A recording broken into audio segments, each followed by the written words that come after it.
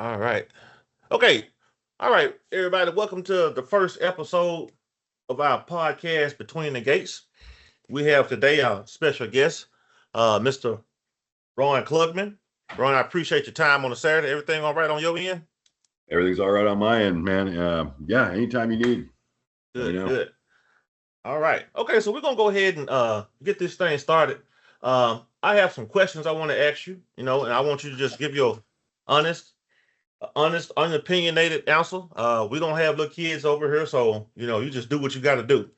Uh, Before I get to the first question, though, I Yeah, have to ask this: do you happen to recall the first time you and I met?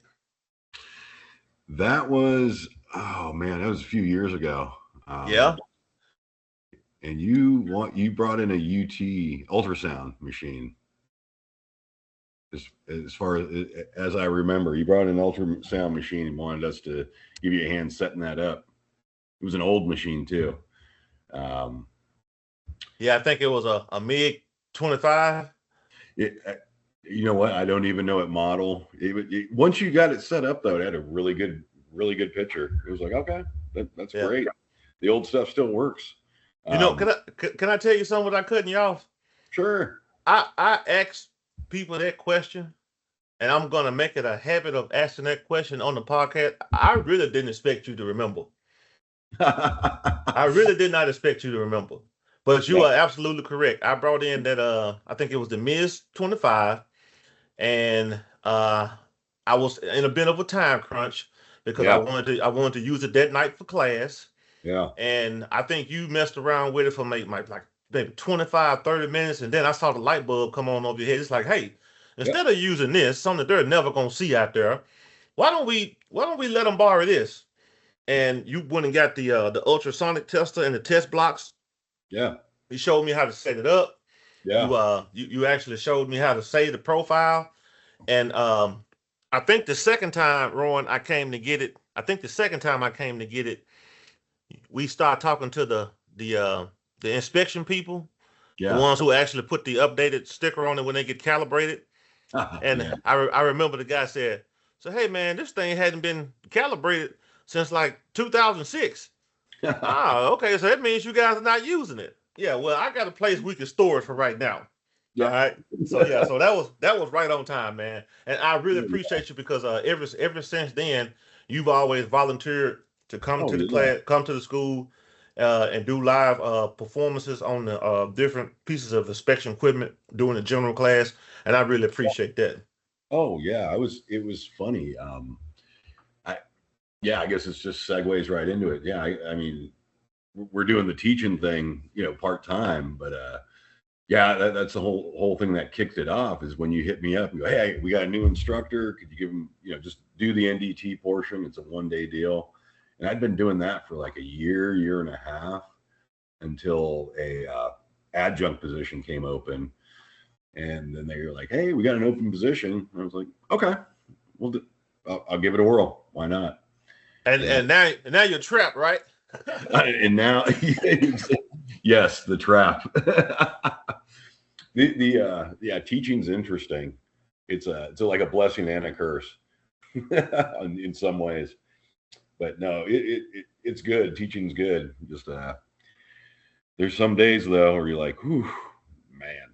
Yeah, I But know. I know. All but right. I appreciate you getting me into the teaching. It's been an interesting ride. No, I think I appreciate you more, and the reason why I brought that up, and then I'll get into our questions. The reason why I brought that up, I want everybody to understand how small of a community the aviation is, Yeah. and you never know some of the bonds and friendships or people that you run across, how instrumental and how influential they could be later on. Yeah. You It's know, amazing. So, like I tell the students all the time, I'm sorry, I tell the maintainers all the time, you have to stay hungry and you have to stay humble. Yeah, absolutely. Yeah, hubris is a big issue in aviation for those that have it. Um, it breeds complacency. Complacency breeds bad practices.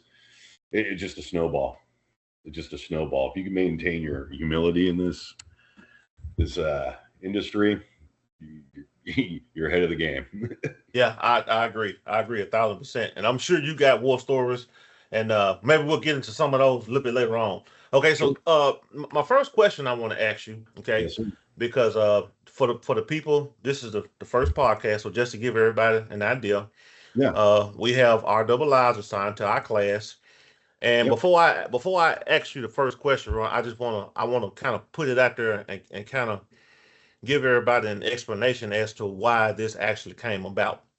Sure. So when I was teaching the avionics class, sometimes I would have maybe 15, 20 students, and I just remember the RII process back from Pinnacle Airlines. Okay. Right. So as this thing evolved in 2000, 2018, 2020, when the ACS came about, when you look at that document, it actually changes the way that the students are evaluated or the things that they have to go through. And Yeah. this was the first time that I actually seen it where safety was paramount. Safety was up front, up close, and personal in your face. So Yeah. I started looking at that list, and it's like, wow, well, some of these things we're already doing. So why Yeah. not just make it, why not just make it an assigned role within the class so these guys will know. So Yeah. that's when I went and got the RII stamps, and I really started looking into the process of what an RII was. Yeah. Um, I don't mean to steal all the airtime, and you know I'll No. talk, but I came from a FBO. I got my aviation start at the FBO. That's all Falcon over in Little Rock, Arkansas. Yeah. And because there was a FBO, we had dedicated inspectors. And I Yeah. think we had maybe one inspector to every six employees. And we actually, building the aircraft, we never signed off on anything. Everything was a inspector required buyback. Yeah. So when I made the transition from Falcon Jet over to Pinnacle Airlines, and we Right. were going through the onboarding process, and they started talking about RII required inspection items. It's like, wait a minute. So you guys are actually gonna let regular aircraft mechanics, fill in for dedicated inspectors, and it just kind of snowballed from there. Yeah. So this is a real thing, and required inspection item is one thing, but to kind of tie that back to the ACS, so now you have the required inspection or the RII inspector serving two roles: an Yeah. independent set of eyes and as a measure of safety audit, if you will. Yeah. Okay. In fact, for the inspection department I work for, we fall under safety. We don't even really fall under maintenance. We do way up the chain, but yeah, my badge used to say flight safety when they put a label on the department you were at. Um, so yeah, safety is a big chunk of what we do. Um, More so as an observer, like we see an unsafe condition, we go, whoa, hey, time out here, what's going on? But that as an RII, and that's as an inspector, but as an RII, that you fall under the chief inspector if you're in a 121 carrier. Uh, Yes. so you are in fact in that, for that moment you're switching hats to, hey, you don't inspect your own work. Um, yeah, you fall under the chief inspector, so you are an inspector at that moment.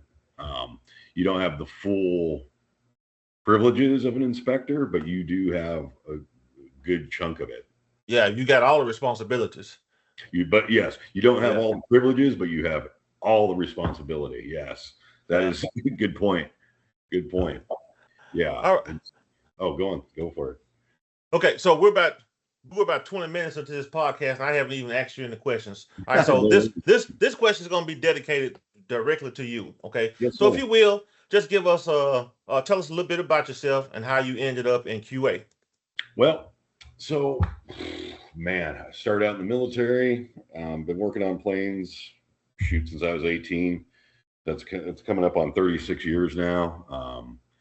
I've worked helicopters, turboprops, all turbine engines, wide bodies, and yeah, somewhere around 35. I guess, I put in for the inspection slot. I didn't think I was going to get it, but I wanted to let them know, that department know, hey, I'm interested. And turns out they're like, hey, you got the position. I was like, oh no. Oh, I thought yeah, seriously, I was just like, oh man, I did. Okay. Oh wow. Okay. And it's kind of an offer you can't refuse. So I didn't think I was going to get in there until about 40. I just wanted to make my name known, but I got it and went into inspection because I started looking at it. I love being a mechanic, loved working on the planes. It's been a great career, but I noticed guys getting ready to retire. I mean, this is a grind. I mean, you're fist fighting aluminum, steel, titanium every day. Yeah, inanimate objects win. So every time. every time. So I mean, even as a young man, I was starting to have like carpal tunnel issues. You know, I'd reach for a glass of water or something, my hand would lock up, and I was just like, man, because as a mechanic, I'd get my hands on everything. I was a beast, and so I was like, how do I stay on the aircraft without completely wrecking myself? Like I said, the guys I was looking at, missing a fingertip, they got a trick elbow, they got, they can barely walk sometimes, all kinds of horrific long-term repetitive injuries. And I went, I really need to start using my brain more. Because if I'm going to mess myself up, I'm not going to do it for a company. I'm going to do it on my terms. Right. And, Right. And inspection, and this is just how it started. Inspection afforded me that, and also it was one of those things of, man, I could be. There's always something to learn as a mechanic, but this is a new chapter of being a mechanic, if you will. You just take a different approach to things, and go, hey, I could be more effective, because a lot of times I end up mentoring guys. Right. Just with all that whole thing. And one of the misconceptions about the mechanics have is that we're like the enemy. We're here to just slow them down or whatnot. It's like, no, man. If I am RIIing your work, we have shared responsibility. So yeah, I'm taking liability for what you're doing, and you're liable for it because your signature is going on it. If I don't have to stand on a carpet and answer questions, neither do you. Exactly. It's all human error. We're human. We're all fallible. So it's like, hey, a second set of eyes never hurts. Even if you're working on something that's not RII, once you get your license, get out there and all that, it never hurts to have a second set of eyes on everything. And that's what we're there for. We're not the big bad guys. We're like, hey, let's make sure we don't make planes into lawn darts. We don't want that. There you go. Well, I'm kind of glad you said that, and I want to take the opportunity to thank you for your service, and to kind of piggyback off of something that you said. A lot of that, the QA department being viewed as the bad guy, a lot of that is culture. Yeah. Because I have often heard people say when guys join the QA or RII, and I've often used it myself in a joking, playing manner. Uh, Not really even sure where it came from or where it originated, but they said, "Welcome to the dark side." Yeah. And I mean, in a sense, that is a correct statement because you were there to make sure, like you said, that the aircraft is safe. And in the process, I'm pretty sure some feelings and some fellows are going to get ruffled. Sure. Absolutely. Um, it's amazing. It really is amazing how and we're just doing our jobs, and people take it really personal, and it's like, well, no, don't. But this has nothing to do with it being personal. This has nothing to do with your technical ability as a mechanic, and why does somebody need to double check me? It's like, no, the only reason is because they wrote it in the FARs, 121 carrier A. We realize it's a safety of flight item. Mm-hmm. Or emergency equipment. This is really important stuff. And look, you need a second set of eyes because we're human. Exactly. And that's what it basically boils down to. And not to cut you off or be rude, but Yeah, you know, like I do, sometimes you have to actually inspect quality into the aircraft. yeah, And that's the really bad part, you know. And like I said in our hangar meeting the other day, sometimes people don't actually stop and think, or why was there a rule change, or why did this come about? yeah, You know, it's something that they don't like, and they just cling to that. But maybe sometimes we're not asking the right questions or pointing fingers at the right people. Okay. All yeah, right. So yeah. so I got another question for you. Yes, sir. All right. And you take your time, think about this if you need to. Uh, what since you've been on both sides, civilian and military, I'm pretty sure Yeah. you've seen it all. You've been a mechanic and you've been an inspector. What is the biggest misconception that mechanics in general have about quality assurance or the inspection department? Oh, that we're there to mess them up. We're there to we're the stopgap. We're being indignant when we're not buying something off and we got questions. Really, we just want stuff done right by the book, you know. And it's kind of funny because any inspector worth their salt was a good mechanic or was in good standing as a mechanic.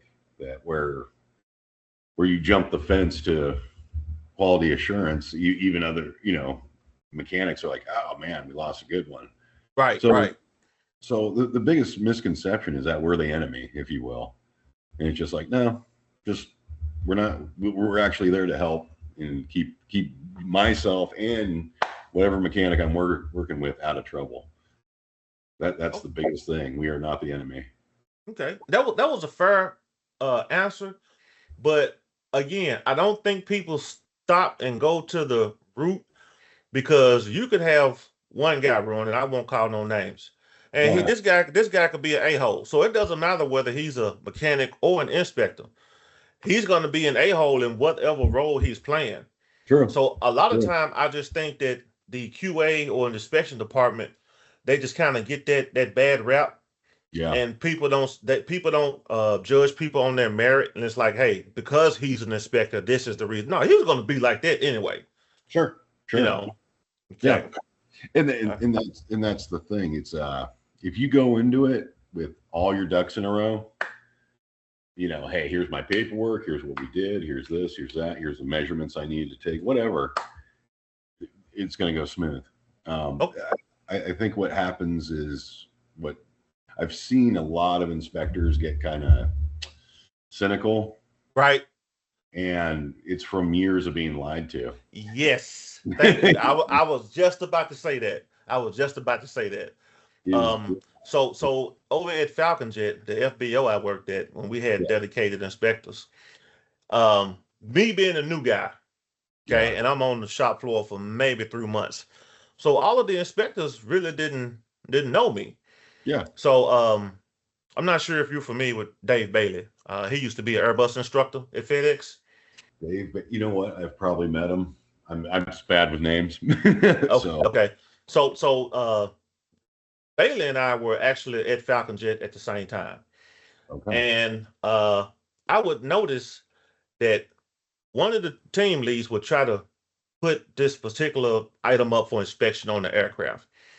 And Baylor would come up on the aircraft, he'd look at that 2D drawing, and he wouldn't even so much as sit down. He'd just walk off the airplane and say, not ready. And he wouldn't tell the people why it's just not ready. Okay. Hmm. Because and the on the flip side of that coin, it's like, okay, so I'm a QC inspector, I'm a QA inspector, and I know that this job is not done correctly because this particular lead always has problems with this particular part of Yeah, the airplane. And they're not learning from their lessons. They're not properly training their people or asking for additional training themselves. They're just hoping I come in one day and my defenses are lowered enough where they can just get this job done, signed off in the book. And it's yeah, like, it really kind of started making sense when the lead said, "Hey, you a new guy. They don't know you. Go sign up for this." Like I have no idea when I'm even presenting for inspection. Or that's the good part. The yeah. less you know, the less they can question you on. So I'm like, well, wait a minute, something about this process doesn't seem quite right. Right. And Bailey stuck to his guns. He would shoot me down, and I remember it like it was yesterday.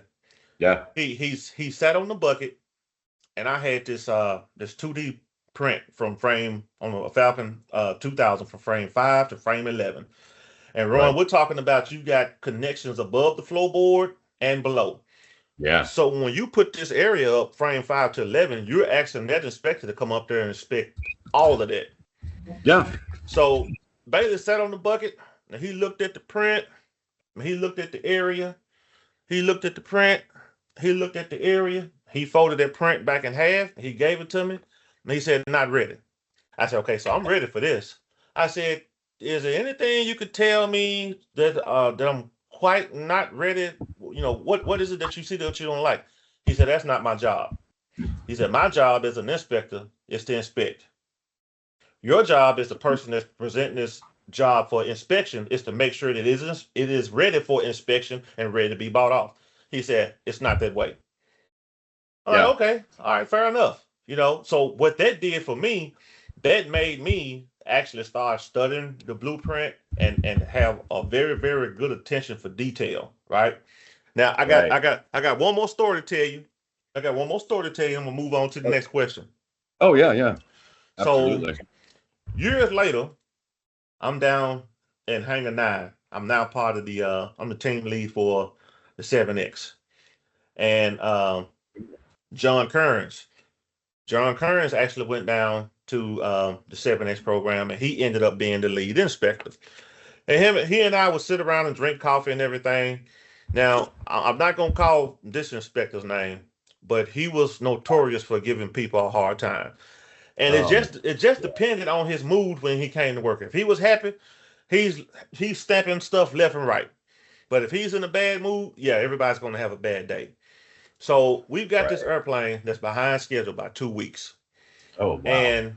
And Gary Shaw, I call his name, Gary Shaw, is trying to get this particular item inspected so the guys can close it out and they can move on with the build process.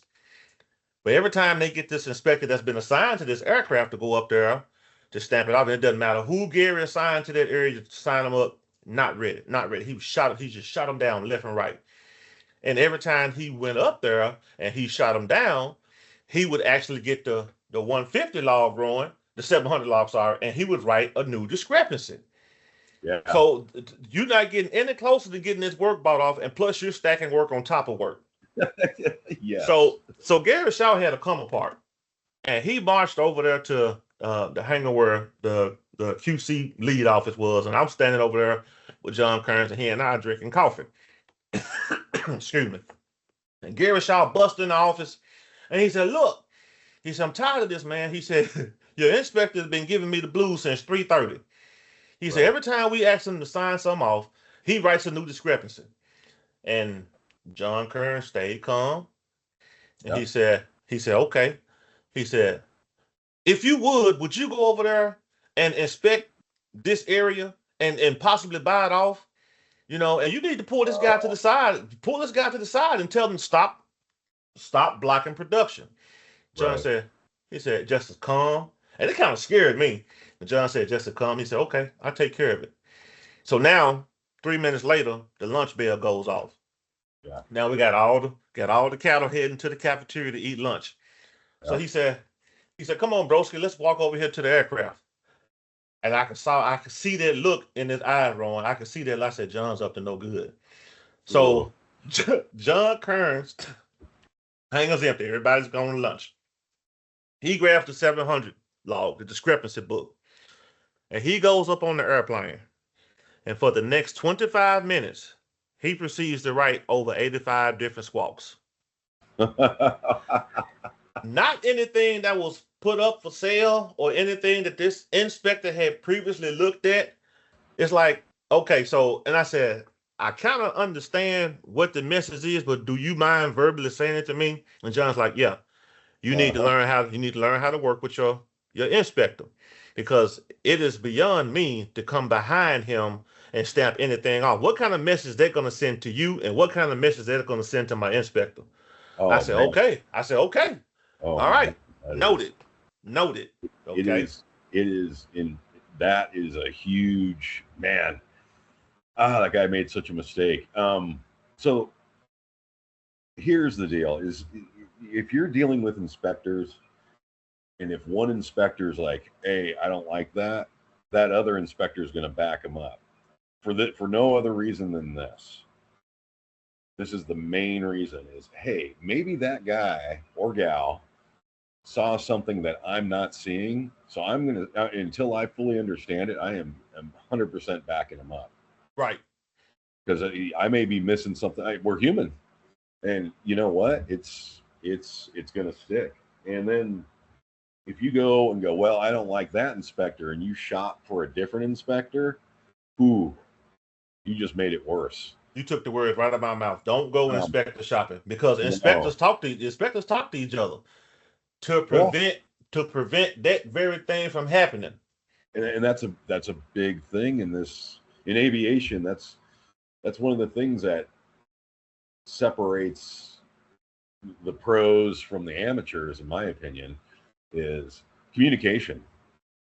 Communication, and not just verbal communication. Here's a good turnover. Here's where we're at. Here's this and that. Here's the manuals we're using. All of it, all the information that you can get, the more the better. That, I mean, that you're 3 minutes away from a 3 hour ordeal at any given moment. And the guys that can communicate effectively have all their information just laid out there right there. They're not trying to conceal anything. Right. Things Right. go smooth. Things go way smooth. I mean, we just got done working with the FAA and the NTSB, and one of the things they said is, "Hey, your inspectors, they didn't, you know, they didn't pull any punches. They communicated effectively. They didn't hesitate with answers to questions. In fact, they overshared. Here's what we're working to, this and that, and went super smooth with them. And let's face it, they're the highest authority. Yeah. So yeah, if you can communicate effectively, and I could see where you were going with, hey, show me what's wrong. Um, it, Back in the day when we were coming up as mechanics, as young men, back then it was more about no, you need to figure this out. Right. But nowadays, it seems to me, and this is, and I hate to touch on this subject, but I got to. There's a lot of young men and women out there that just look at it as, it's just a job. And it's like, man, yes, it is. It's a career. However, there is more at stake than just a paycheck here. Right.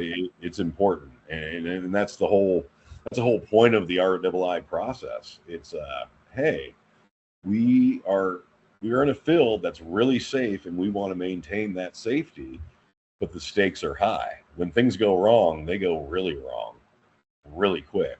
Yeah. Um, and I hate to say it, I've seen a lot of people get hurt. Fortunately, haven't had to watch anybody get killed, but in this line of work, people do. You're dealing with, and I'm not talking about just on flights, just working on stuff. Right. Um, there was a story when I worked at Airborne Express that the rep was telling me, hey, this guy was in there and he was messing around with the nose gear, and he took the over center springs off, and that plane, he was in the gear well, and that plane came down on him. Oh man. Yes. Yeah. And That. Yeah. it eventually killed that poor kid doing that. Young mechanic, full of gusto, didn't follow the manual, and they he didn't die instantly. They could hear him screaming there. Oh yeah, man. Yeah. Terrible, terrible stuff. That's tough. And Terrible stuff. that And kind of. I'm sorry. Go ahead. well, and that's the kind of stuff of nightmares. Um, and there it is, that all could have been prevented, all preventable. And this is where you get some inspectors that are just calloused, if you will, and just like, man, this guy's giving it to me. And it's like, no, he's trying to teach you something without it's like this. If I tell you about something, I've told you about it, but if you experience it, man, does it stick. Right. And that's really what's going on, and that's the whole purpose of that RII program. That's the whole purpose of the inspection department is, hey, we're not trying to slow you up, but we are in fact going to make you do it right. And that's because if anybody takes it seriously, which they should, mechanic wise, everything should be smooth. It's like, oh, you did exactly what was asked of you. There is no, you did it right. No human error was involved. Smooth, cool. This could take. Hey, you got an ops check. This. Oh, okay. This could take 10 minutes. Or in the case of, hey, this is bad. Okay, now it's bad again. Now it's still bad. What are you doing? What are you doing? What are you not doing? Yes, exactly. What are you doing? What are you not doing? Yes, exactly. And it's pretty amazing. I don't mind saying that a lot of times communication it encompasses reading your manual. I don't mind saying my employer pays me a good amount of money to sometimes read to grown adults. Right. The joke I use, in class is like, once there was a flap. What? There's a daddy flap and a mama flap, and can I use that? Can I use that? Absolutely, because there it is. It's like, I mean, think about it. As mechanics, we finally are getting paid decent to do what we do, and that's great. But to have to be called to the hangar floor, hey, do we need to swing the gear? I was like, well, let's see what the manual says, because we're bound by the manual also. Right. We could always exceed it, but we follow the manual. Let's see if we have to swing the gear. And there it is. I read through, I turn a page, and it goes, oh, there it says right there. About 2/3 of the way down the page, swing the gear for fit and fair. Yeah. And there it is. You've got a company paying me money to read to a grown man that's older than I am. That's where it can get a little annoying. We'll just say that. Okay. I can totally understand that. Yeah. And again, I think there may be another underlying problem. Sure. Not to get too far off in the weeds, but like I do, that the educational system does not push reading and comprehension like it used to when we were coming through school. And yes, this is really good subject to touch on really quick. And that's why nowadays, as an inspector, I'll actually mentor some guys. Like, look, if I'm not a mechanic, but if I was, this is how I would do things. And that kind of gives them a path. I really hate to say it. The quality, sometimes I feel like I'm towing a line that's being lost. I'm not going to pull any punches on that, because it's just like, man, the reading comprehension, the actually, they can read, but they're being lazy. Right. And it's like, wait, this is serious stuff. This is serious stuff. At the end of the day, you've got to take it serious. And it's just having that care factor. Do I care about what I'm doing? I always say, safety wire, that's your signature. It may be something small, but it is your signature. If your safety wire looks terrible, it's like, wow, you don't even care about that. That's wide in the open. What else happened in whatever you were putting together? And Raun, I'm so glad you said that, because I tell students all the time, that was one of the biggest things that I had to tackle right out of A&P school. But fortunately enough, I was working on aircraft. Yeah. That safety wire is going to show up to places that you may never go in life. Yeah. That safety wire is going to be the first thing that they show you, or that they judge you by. And I remember it like it was yesterday. I had a QC inspector, and I had to go install a new part in the baggage compartment. Yeah. And when the first couple times I did it, I have to admit my safety was backwards. So the second time I put this simple safety wire job up for inspection, I had to wait for the inspector to come. He said, "You still safety this backwards." He said, "Where your eagle claws?" and I gave them to him, and he cut every safety 3 feet Mm. up, 3 feet down, 2 feet to the left, and 2 feet to the right. Oh, I said, why'd you do that? He said, because it's obvious that you need practice safety wiring. yeah, So when I finished those 12 safeties, he bought it out. It's like, okay, so now you know how to safety wire. yeah, But it actually took somebody, like you said, somebody being callous and putting me through that, because I definitely was not going to go and tell my lead, hey, I safety these backwards 2 times and he couldn't know. I was not going to go and have that conversation, you right. know. Okay. All right. Well, you've already pretty much taken care of the next question. What is the purpose of the RWI program? Did you want to expound on that anymore? You know what? It's a safety of flight thing. I'm all for it because there it is, human error. That I really, I mean, we could spend a whole podcast on that, but to boil it down, it's a safety of flight deal. We're human, we're fallible, and we can't play dice. We're hurling hundreds of thousands of pounds at times through time and space. We can't play dice with that. Yeah. So yeah, that's the basics of it. And I'm going to tell you this, Ron. Going from an FBO where I had dedicated inspectors, where Yeah, I was not required to, I was not required, well, I was not the final authority on anything. right. Going from that situation to a 121 carrier, Yeah, where I'm a line. I have to be honest. I kind of miss that safety net of having that second set of eyes. yeah, absolutely. And that's something that these young men and women coming out of school don't really. I don't I don't think they really appreciate. They don't know. You don't know what you don't know. You know. Is that right? Um, so there it is. I mean, when we're buying back an for me, when I'm buying back an RII, it's like to the best of my ability, this plane, this item on this plane it's 100%. It is 100%. I take it serious. It's like, look, I've looked at it. A mechanic's looked at it. Maybe it was a couple mechanics that are working together on it. We've had many eyes on this, and we are all in agreement that yes, this is per AMM da da da da da. And yeah, I take it seriously. It's just like, wait, I'm not going to put my signature on something that's not right. Okay. And no mechanic should. No Uh, mechanic should. yes, it's huge because you are signing for that aircraft. That aircraft is safe. It is safe. What I did was per the manual, the SRM, the wiring diagram, whatever publication you're using, you are signing that yes, this plane is safe because I followed this, and this.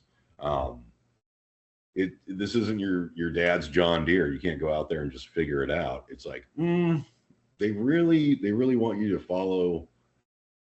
They want you to follow the manual. Now there's certain things you've got to figure out, like you got to know how to safety wire. You can read a book on that all day, but if you don't have you know what I'm saying. Yeah. But when it comes down to, hey, we're rigging these flaps, you rig an MD10 flap or MD11 flap, you got to get the arrows and all that stuff. There's measurements.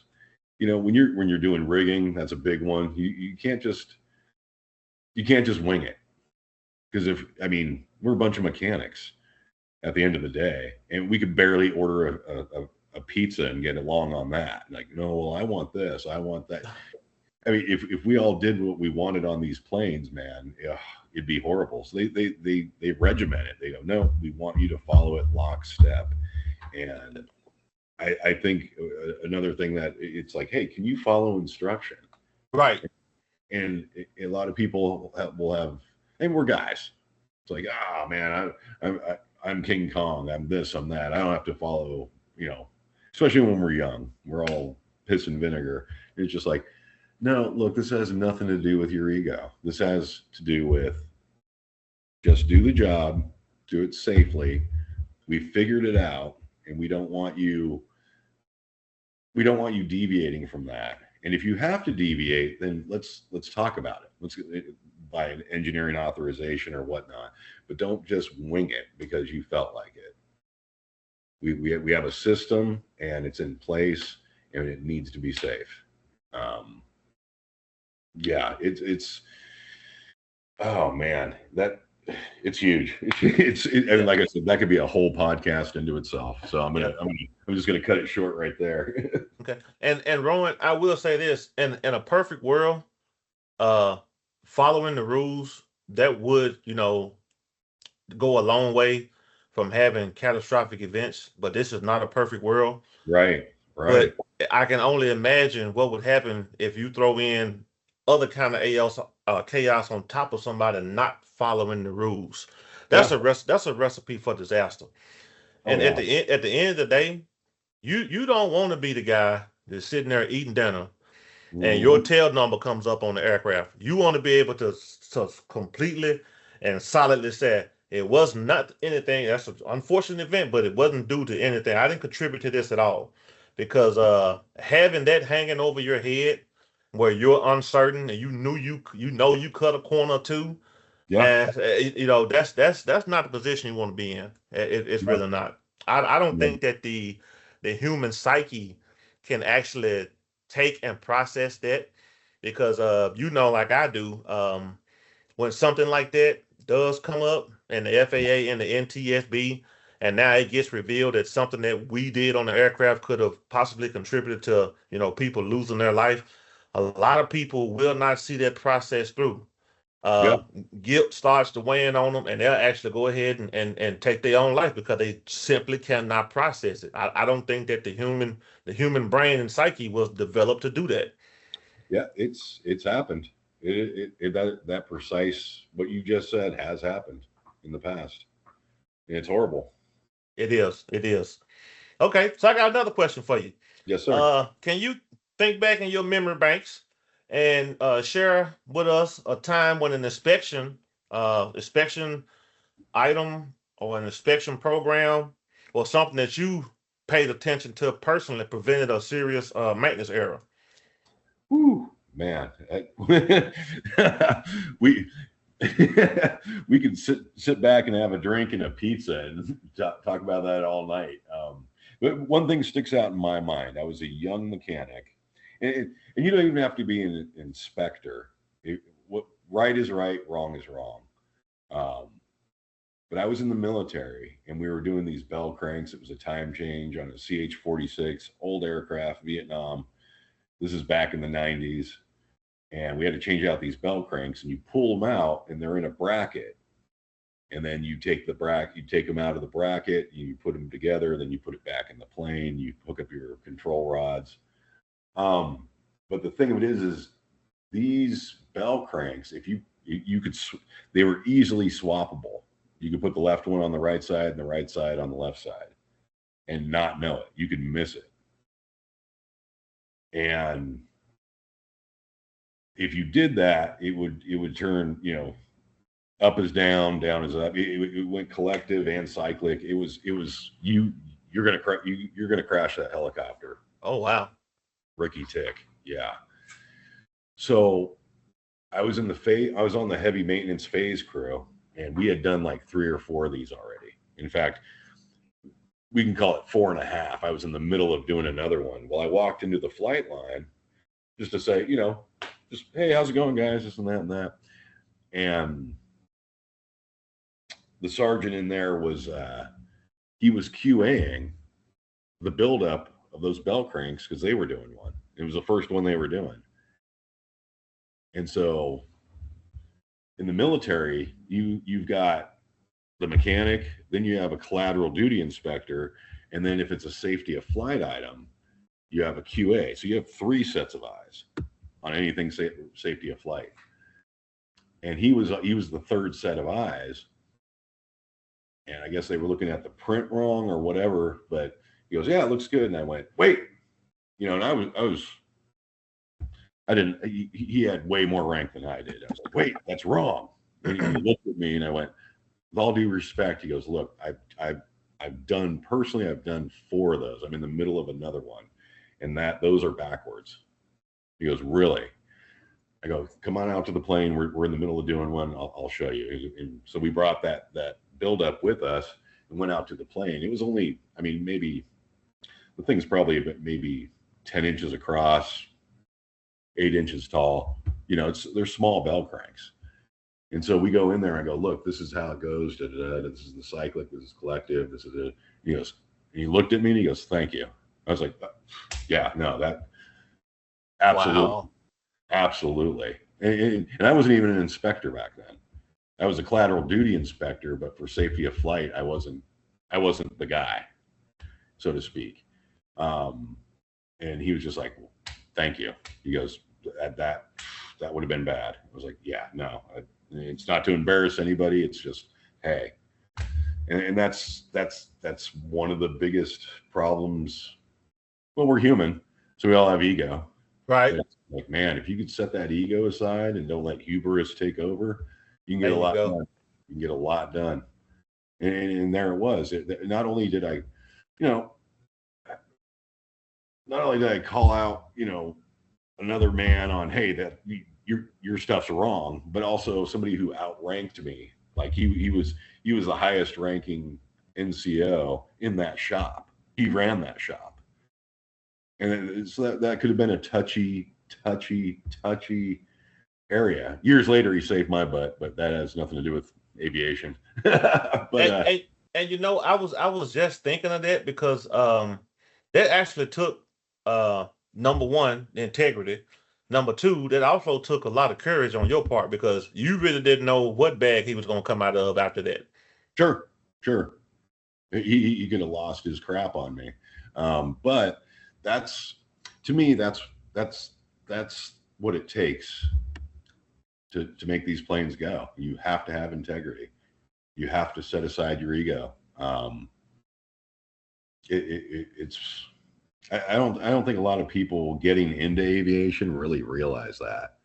And even then, the first few years in aviation, you may not realize it until you get a little older. You kind of calm down, start thinking about things, and go, Yeah, "Ooh, wait a yeah, second." you've gotten burned a couple times. Sure, sure. Yeah, absolutely. But Yeah.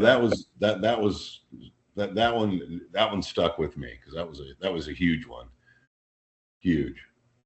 Okay. All right. Well, I got another one, and this one's kind of important because as we know, and I just have to say, I don't care what anybody says. There is a distinct difference between our daytime students, maintainers, and our part-time maintainers, Sure. because you're looking at the difference between 18 months versus 27.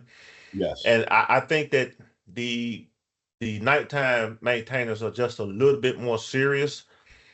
These guys are holding down, guys and ladies are holding down, you know, sometimes a full-time job. Yeah. They're sacrificing, you know, family time. I just think, but the one thing that I noticed that is a trade-off in that if you've worked an 8 or 10 hour shift on your job and Hmm. now you come to class, don't Yes. think that that's not going to have an effect. Okay, so my next question is this, and you and I are perfect examples of this. Mhm. I tell you, Rowan, I think it was Monday night. No, it was Tuesday night. I didn't Yeah. sleep well Monday night, Yeah. and I could just feel I wasn't at my best. But Yeah. I felt like I had to keep pushing. I noticed in some cases I was being a little short with the maintainers when they asked me questions, and I really didn't mean to be. It was just an effect, you know, not having, you know, a good night's sleep, Huh. being at FedEx all day, and it just kind of it just came out. So the question Yeah. is, how much do fatigue and time pressure contribute to maintenance errors? Oh, all the time. All the time. I mean, yeah. In 99% of the time, when you find something that a mechanic did as an inspector that they did wrong, 99.9% of the time, it's just human error. And that right there plays into it. Fatigue, pressure, whether the 12 human factors thing. Yeah, pressure and fatigue, huge, huge. Um, you got a guy that's blowing bubbles and freaking doesn't realize what he's doing, then he's over torqued a bolt. No, it just every So day, every so day. so let me ask you this: is there? I know we've got the different safeguard checklists. I mean, let's be honest. Nobody really uses those. Uh, is there anything that we could do to kind of self check ourselves, and at least we'll have a mental understanding? Maybe I need to slow down. Maybe I need to be a little extra careful tonight. Maybe I need to ask somebody to check behind me. Um, just I would say just make it a habit. Whether you feel good, whether you feel down, whether you feel it, if you feel tired or whether you feel wide awake, yeah, have a second set of eyes. Always be methodical. I mean, you can work with intent and get a lot of stuff done, and it doesn't even feel like you're in a hurry. You're just like doop, doop, doop, doop, doop, doop, just methodically going through stuff. Um, yeah, it never hurts to double check and double check yourself. It's kind of like you gotta you gotta hope you can grow some OCD a little bit if you if you Yeah, know what I yeah, mean. I Like, you agree. know what? I'm gonna double check that light switch. And yeah, if you ever have a doubt, I'm like, man, did I get my 3/8 wrench off the plane? Go back to your toolbox and double check. It, Thank you for saying that. it can't hurt you. I mean, the thing of it is if you don't do it, it can. So that's the biggest thing. If you can get into a good regiment of whether you feel well or whether you feel tired, doing the same routine, Mm-hmm. it's going to help prevent those mistakes from just, hey, today I'm blowing bubbles, man. And also like we mentioned, the communication. If you got a work partner, go, man, I am not in it. And knowing your surroundings. We had a coworker. Unfortunately, his wife passed, and his head was not in the game. Uh-huh. And me and another work partner of mine, he would answer the phone, and we kind of paid attention to what he was talking about, what job he's being called for. If it was an engine change or something large, he'd Yeah. already be out the door. We got that. You hang out, man. And he said, well, and he doesn't want to come to work and not E- work. e- exactly. But if it was something like, oh, he's gonna check the safety wires on some borescope plugs, okay, cool. You Yeah. know, it depends on the severity of the job. Um, but yeah, we took care of them, and you have to do that if as a maintenance crew, you Right. gotta you gotta understand what your work partners are going through, and they gotta and vice versa. And that goes down to the communication. I mean, I'm housing a lot under communication, but yeah, situational awareness is Mm-hmm. huge. That'll save your oh man, that'll save you a lot. I, Um, I'm so glad you said that because when I was turning that craft out there on the line, yeah, one of the first gate partners that I had was John Corey. He's moved on to be a manager for the flight line now. But exactly what you said, you know, before we go to the first aircraft, yeah, hey, he'll tell me. He said, "Hey, cuz, I didn't get a lot of sleep today. I'm right." I said, "Hey, okay, I got you." So now I know I have to watch out for not only myself, but I have to watch out for him. And we would go back and now it would be some nights, Rowan, well, both of us were clicking on all cylinders and yeah, we just got it knocked out. yeah, Uh, perfect example, like you said, with the 3/8 cycle, we had to change. We did a service check on a 777, and we had to change some of the rollers. yeah, And we get in the line shack truck, we get in the truck, and we're headed back to the shack to sign off this. And it's like we both instantaneously, it's like we were almost saying at the same time, "Where's your tool bag?" We had changed like 10 rollers upstairs, and the tool bag got left behind because he only used this. But it's like I picked up and it's like something's missing out of this truck. And then simultaneously, he was thinking, "Hey, do I have everything?" It's like, "Hey, do you got your bag? yeah, Do I have my bag?" So we turned back around and went back to the airplane. And it's like, so that kind of stuff. And the more time that you spend with a person, the more time you're going to pick up on their habits. And I'm gonna tell you, a good gate partner, you don't even have to say that you're not feeling 100%. Yeah. They can sense it. They can Yeah. tell. They'll And know. and if it's something going on personal that you don't want to get into, just know it don't have to be spoken. I got you Yeah. back. You know. Yeah. Yeah. Okay. Yeah, We call that was good. in the industry, we call it work wife. Yeah, I wasn't gonna say that. Yeah, but yeah, you're correct. I wasn't gonna say that. Okay. It's true though. Um, it is true, and the fact of the matter is, when you think about it, working 10 hours a day, 3 days on, 4 days on, 3 days off, we actually spend more time with the people that we work with than the people at home. We really do. Yeah, it's Okay. crazy. All right. So this is a good question here, Ron. I can't wait to hear your opinion on this. Uh, what separates a good maintainer from a great maintainer? What makes the difference? Ooh, yeah. To me, everything we've been talking about, the communication, um, not letting your ego get in the way, but having enough ego to be confident in what you're doing, but not enough ego to where you won't see a different way of doing something. Um, I think the situational awareness, all those little things, and notice none of that had to do with turning a wrench or anything like that. That turning a wrench, that's just repetition.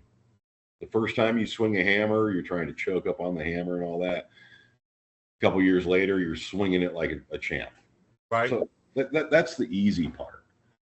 The hard part is getting people to communicate, be situationally aware, um, not hey, I've done this a million times. I know the manual. Those manuals change. There's They revisions do. all the time. They Um, do. you know that's it's as you change as a person. I mean, some of the maintainers going through the school. I mean, it's changing them right before our eyes. Right. When they come in, by the time they leave, they're looking at things differently. And as you go through your aviation career, and you see different things, and you go, "Oh, no kidding," and you learn different things. You know, those aha moments come up. It changes you, and I think I mean, that's a really good question. A good maintainer versus a great maintainer. Great maintainer is going to have he's going to have a finger on the pulse of that entire job, every bit of it. He's going to have a full understanding. He's read through his. And a lot of times, what we used to do is just read through the manual before we even start work. If it's a more technical job, because there's some notes and all that. Case in point, at the school, you pull the front of the JT8 off, pull the laver seal and the bearing out, you pull the inlet. Well, a lot of these maintainers want to put that inlet up there and bolt it down to the case, and those aren't close tolerance bolts. And then they want to try to put a laver seal and a bearing in Oh close, wow.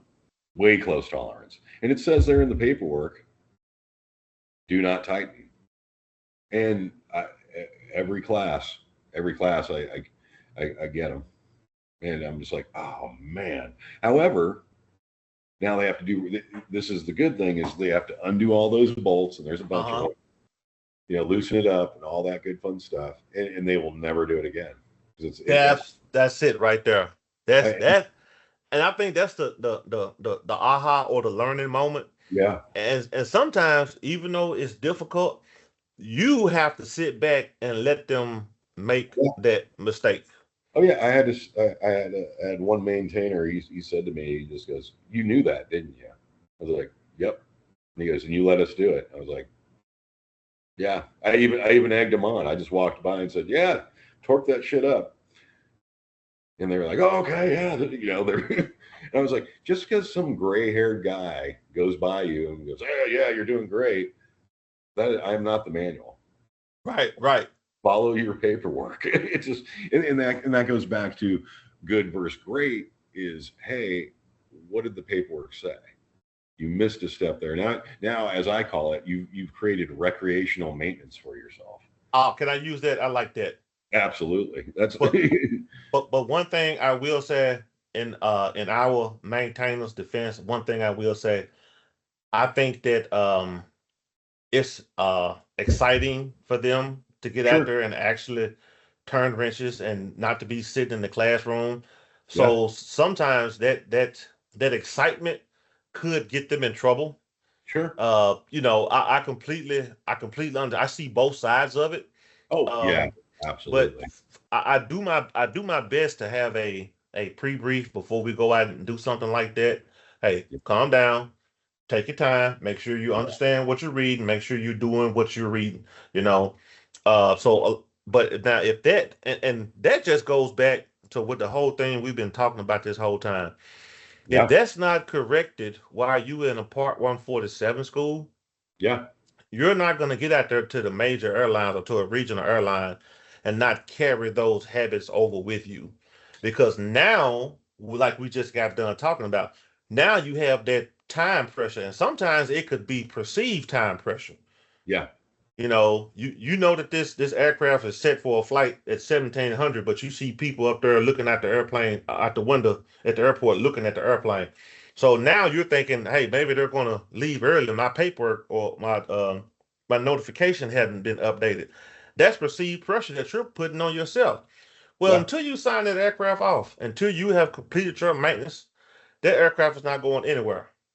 Hmm. So just slow down, and I'd rather slow down, take my time, and do it right one time Yeah. versus having to rush through it, hoping it's right, and then somebody called me on and said, "Now I got to take this all back apart." So now we're looking at an unnecessary time cost. Yeah. Okay. Yeah. Absolutely. Absolutely. And I'm with you. For new mechanics, it is exciting. It's just like, oh, I get to put my hands on stuff, and I Yeah. guess, but even then, it's just like, hey, and I would rather they make the mistakes at the school Exactly. than to start building good habits and stuff like that, and go, oh man, I made that mistake. It's only a mistake if you keep doing it. Right. You Right. learn. Or if you didn't learn from it. Yes. Yeah. Yes. Hey, Absolutely. that's pretty good. Now, I have another question for you, and then Yeah. I'm gonna give you my answer. Yeah. Okay. Uh, is there anything that keeps you up at night as an inspector? You know, that's a really good question. I usually sleep. So the joking side of me goes, what keeps me up at night is, well, I work night shift. So, but what keeps me up, what worries me is I'm seeing. I don't know. It just seems like a lot of people are demoralized right now, and the care factor is pretty low, and it's pervasive, and it just seems like it's spread even to the older ranks. And I'm just like, wow, wow. Hmm. Uh, it really has caught me. It caught me flat-footed. I was just like, whoa. It's like, wait a second. That people's attitudes, I think, keep me up more than anything. Um, a combination of when I say attitudes, it kind of encompasses a lot. It's some of the decisions made by the companies on how they want to maintain the aircraft, and I get it. You got it. You got overhead. You're trying to turn a profit, this and that. But there's been a bigger push in the last few years, and not just with the airline I work at, but overall. I mean, just reading stuff of profit over safety. Um, Okay. Okay. it seems. It, I mean, I say it and it sounds really harsh, but it just seems like it's swaying that way. I mean, don't get me wrong. If hey, that's not safe, they're not going to fly the plane. But it just seems like and that goes back into what you were saying about the pressurization. Uh, Uh-huh. you got a bigger and bigger push, more and more profit, and that's what we're there to do. It's a business, but at what point? How hard do you push till you break something? Um, Okay. and I hate to say it. I mean, UPS just found out in November with their Right. MD-11.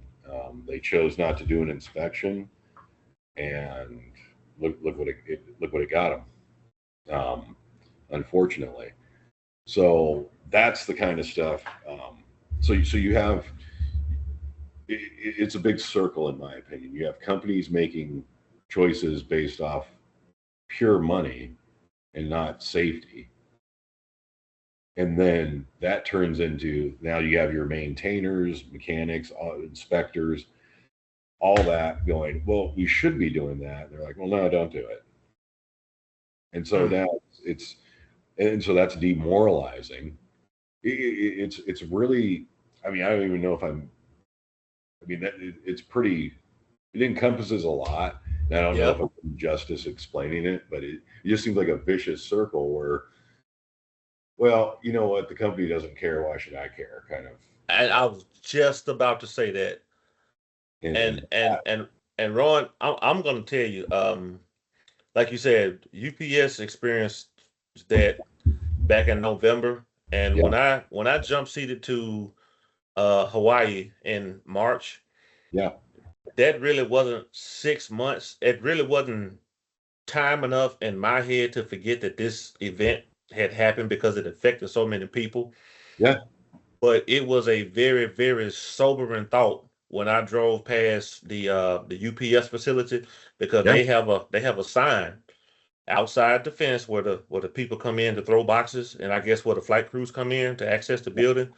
yeah. There, that sign had been hanging there ever since that accident. And when I saw that sign, and it said something like, "We still, expecting, the flight to come in," something that just let you know every time you walk past those gates that we lost people associated with this company. And that was a very, very sobering thought. And so this is, and I no, I don't hate to go hardline on this, but it's not a popular opinion. It's like that's that's respectful and that's cool. You have a little memorial for them.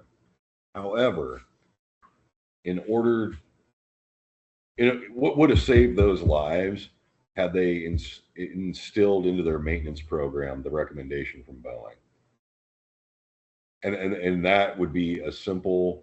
It takes about 10 minutes. 10 minutes. They wanted to save 10 minutes on a check, Okay.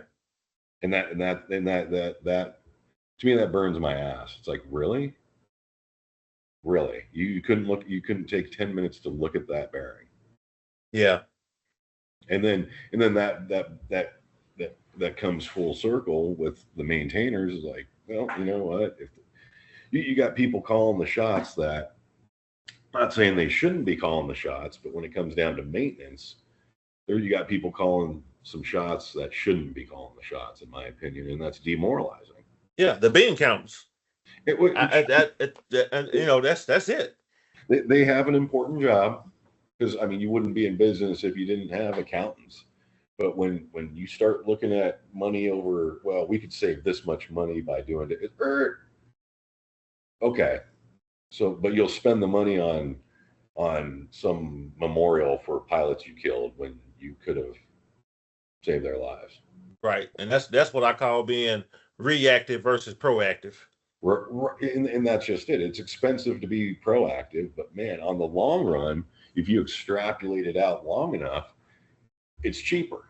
It's like, do some of the hard work up front, and by the time you get down the road, it may seem like, oh, I'm not seeing any return on investment, but man, in aviation, sometimes the return on investment is not so readily apparent.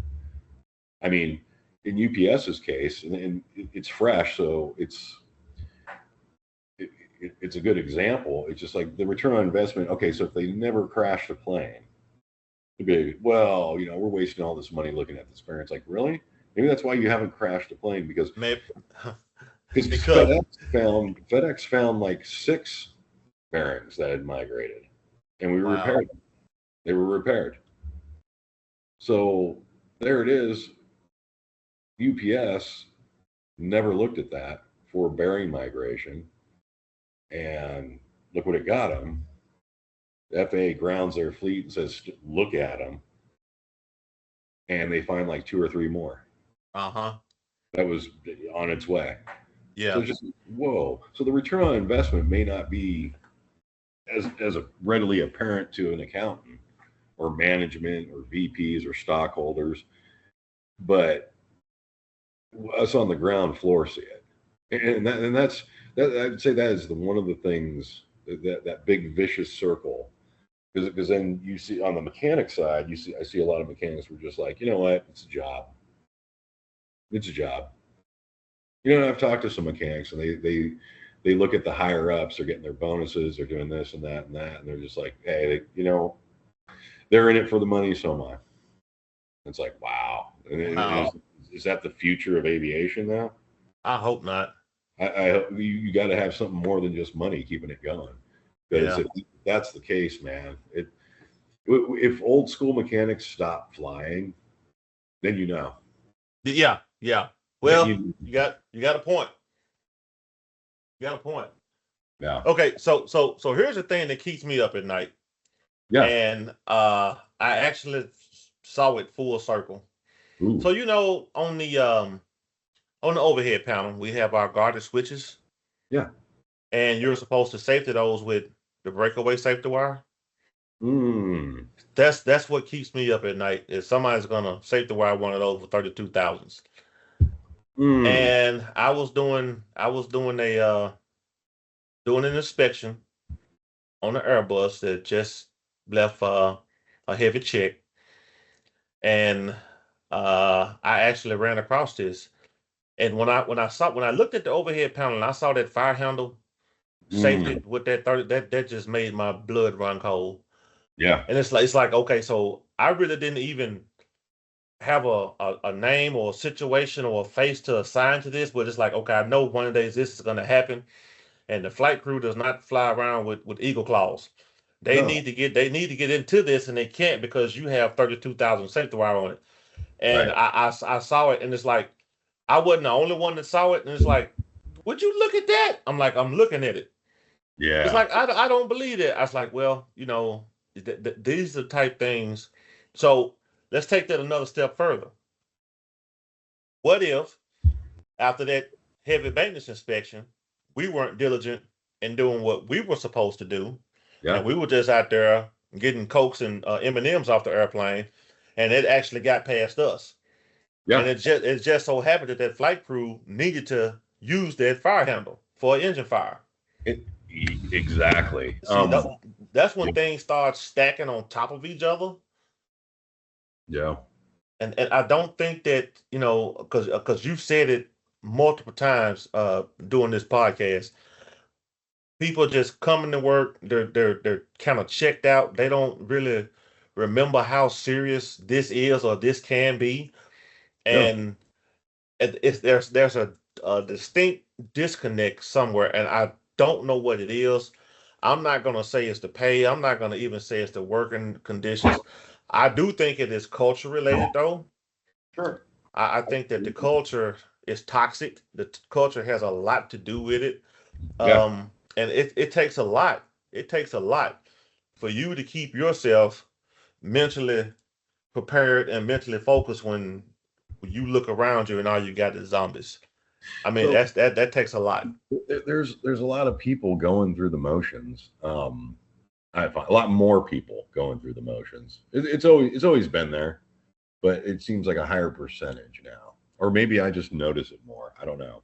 But I mean, the other night we were changing an engine, and you got four come alongs on your bootstraps. You got what we call and for those of you new to aviation, you'll hear this if, job daddy. Um, you got your job daddy on the running the crew. You got four mechanics, and the two mechanics on the aft side of that engine on those come alongs. It's like they couldn't be bothered, and it's here it is. It's like, man, okay, what's on your load cell? What's this? Not even paying attention. One guy, they got it up, and as soon as the guy, they're still working with the front. They're still working with these bootstraps. It's an Airbus, so sometimes they're hard to get in there. You got to tweak them a little bit. They can be finicky. Um, as soon as the guy gets his corner up, he jumps off the stand and breaks out his phone. It's like, wait a second, man. That really? You still got four other guys trying to get this engine up. You're the fifth guy doing it, and my spot's done. I'm done. It's all about me. Wow. Yeah, Wow. and that's how I kind of look at it. It's like, oh, so you're in a field where people every flight rely on you, but you have the attitude that it's all about you. That does not. I don't know where that connects at, Uh, and but I see that. It's like, oof. and we got time for a story. I've actually got Yeah, something to go along with that. yeah. So when I was working at Falcon Jet, um, I don't know if you know, but during the month of August, the entire country of France shuts down. Everybody goes on vacation. Oh, Yeah, so they shut everything down. It's like their national holiday, right? And only the essential workers, if you will, are going to work. So during the month of June and July, they're flying all of these airplanes over to the United States to Little Rock because they know they won't have a flight crew available during August. right. So we had so many airplanes, Rowan, that we were having to actually, check the weather every night and take them to the back 40 and strap them down using the eye bolts and the Yeah, straps. And we had the tie points in the ground. So you would secure the left and the right wing, and then you use the ratchet straps and you tie them down. You actually moor and secure them. yeah, So I'm in this green airplane. All the seats are gone. They just need me for ballast. So they've got people to actually walk the aircraft. They got a tug driver, and so they shut me up in the airplane. I'm sitting on a stack of weights. Well, they get the airplane to the parking spot, and we've got two more airplanes to move. And just like you said, instead of everybody being on the same coordinated effort or the same page, you got a guy on the right hand side who puts his strap on, and these other guys haven't even chopped the airplane yet. And he's ratcheting mm, this airplane. He's ratcheting, ratcheting, ratcheting so he can go on to the next one. Well, guess what happened when that tug driver disconnected that tow bar? ooh, That airplane left wing spun around. It struck another aircraft, and it ended up like it's like all because he had tension on that right wing and nowhere else. mm, Yeah, that I actually saw that unfold and happen. And it's like, usually when you have a job like that, those guys are pretty close, tight knit because they do the same thing over and over and over again. yeah, So when one is on cue, everybody else is too. But again, that just like you said, when people start thinking about themselves and start thinking selfishly and lose that team concept, that's when things go bad. yeah. Yeah. Absolutely, absolutely, and I just see it more and more. And then it compounds. So you have a lot of people with the attitude of me, and then they look at what the companies are doing, the shareholders and all that, and then companies trim this, trim that, and then it starts getting a recipe for nobody cares. It's a Right. job, and Right. that's what I would say. That worries me for long term. Long term. The Part 147 school, um, it's a running joke. It's a running joke. I'll see mechanics a few mechanics on the floor, and the running joke is like, so the situation we're in, everything you learned in school prepped you for this moment, right? Right. And they laugh, and they're like, oh yeah, absolutely. Because they know what I'm being facetious with them, but and they know what I'm saying. I would say on the Part 147 side, we are so in the weeds on theory on some stuff, which is good and bad. There's good and bad to that. There's such a thing as too much of a good thing. Yeah. And you're taking somebody from 0 and going all the way to 100. Um, they're not going to retain all that. Not long term. They may retain it long enough to pass a test. But does it make them a better mechanic? Um, I argue a lot of it no. Um, I don't think there's a big push toward hands on, and that's what's because you got a lot of Also, you and I grew up in a different time. We were probably a lot more hands-on via our Mhm. dad and uncle, all that. You had to be. We didn't have phones. We didn't have stuff to keep us occupied. So they occupied us with, hey, I'm going out to the car, or hey, I'm going to build a workbench. Hey, you're going to work with your hands. Um, a lot of kids now that I'm seeing have zero hands-on time, and it's like, Never, ooh, never change the bicycle chain. yeah, there you go. Yeah, never had to put a yeah, exactly. Never had to deal with a flat tire on a bike. Never, none of that. And now I'm supposed to take them from zero to a mechanic in my case 27 short months, on day side even shorter, Mm-hmm. and they are bogged down with a massive amount of theory. And when I Yes. and when I say theory, I go, I mean, I'm part of the turbine class right now, and I'm like, you know what? There's impulse reactive, and reactive turbine blades.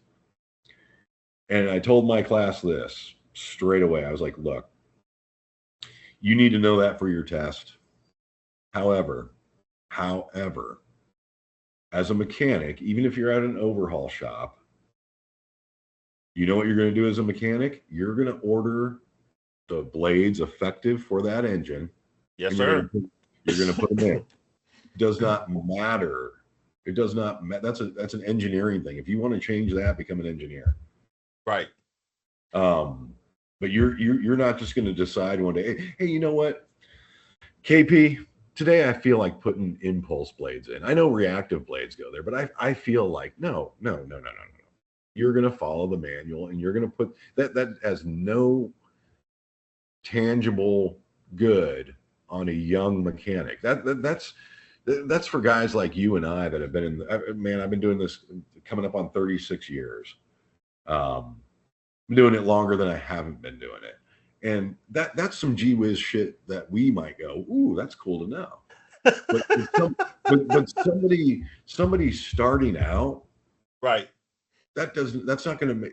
Man, I talked to 20, 30 year mechanics on the floor. I'm like, what would you like to see from new mechanics, brand fresh out of school? And the bar is set so low now that it's like, wow, that's Uh-huh. chilling. Yeah. If they could safety wire, read the manual, and maybe make a write up and sign it off, we'll do the Yeah. rest. But can I interject here, Ron? Of course. I don't think it's necessarily the Part 147 school's fault or doing. You know, like I do, the Yeah. FARs hadn't been changed since the 60s. Yeah. That document, and if that is what we're using to operate on, then Sure. I guess certain people have a legal obligation to follow that. Yeah. Like there's no way that dope and fabric should be even part of the Part 147 curriculum. I say it should be like a Gen Fam, non-testable. Yeah. Hey, here you go. This is a niche. If you have, and I tell my students, I teach structures, doping fabric, wood structures in there. I was like, look, guys, you may run into a niche clientele that has that plane. Um, you coming out of here, you are not going to mess with that. Do Nope. not, do not mess with that. Find And somebody who specializes in that, and do not mess with it, because you could screw something up really bad. That and is a and niche thing, just like welding on an aircraft. The other day you had me talk to that young man about welding. I was like, oh, you're a yes. welder. He said, yes. I was like, so you're AWS certified? Well, no. I was like, well, then you're not a welder. You may know how to weld, but in the eyes of the feds, you are, Right. and more so, the eyes of the person that owns that aircraft. Uh-huh. Those three things, you could step off into a world of hurt really quick. Yeah. And I agree with you. It should be a matter of this. It's kind of like the NDT. Here it is. You're not getting certified in this, but here. It's an awareness. Be aware. This Right. exists. Right. Um, Because Ron, we have to look at the fact that 95% of these people that's coming out of Part 147 school are never going to touch a GA aircraft outside of going to the DME. Yeah, It's going to be heavy jets and heavy jets and heavy jets from the time that they get their ink dried on their certificate.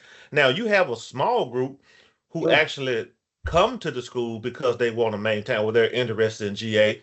But Yeah, for the most part, these people are going to work on heavy metal yeah. so they can get their money, their flight benefits. So a lot of this stuff really doesn't even. I agree with you. That should be a separate course. That should be an elective, if you will.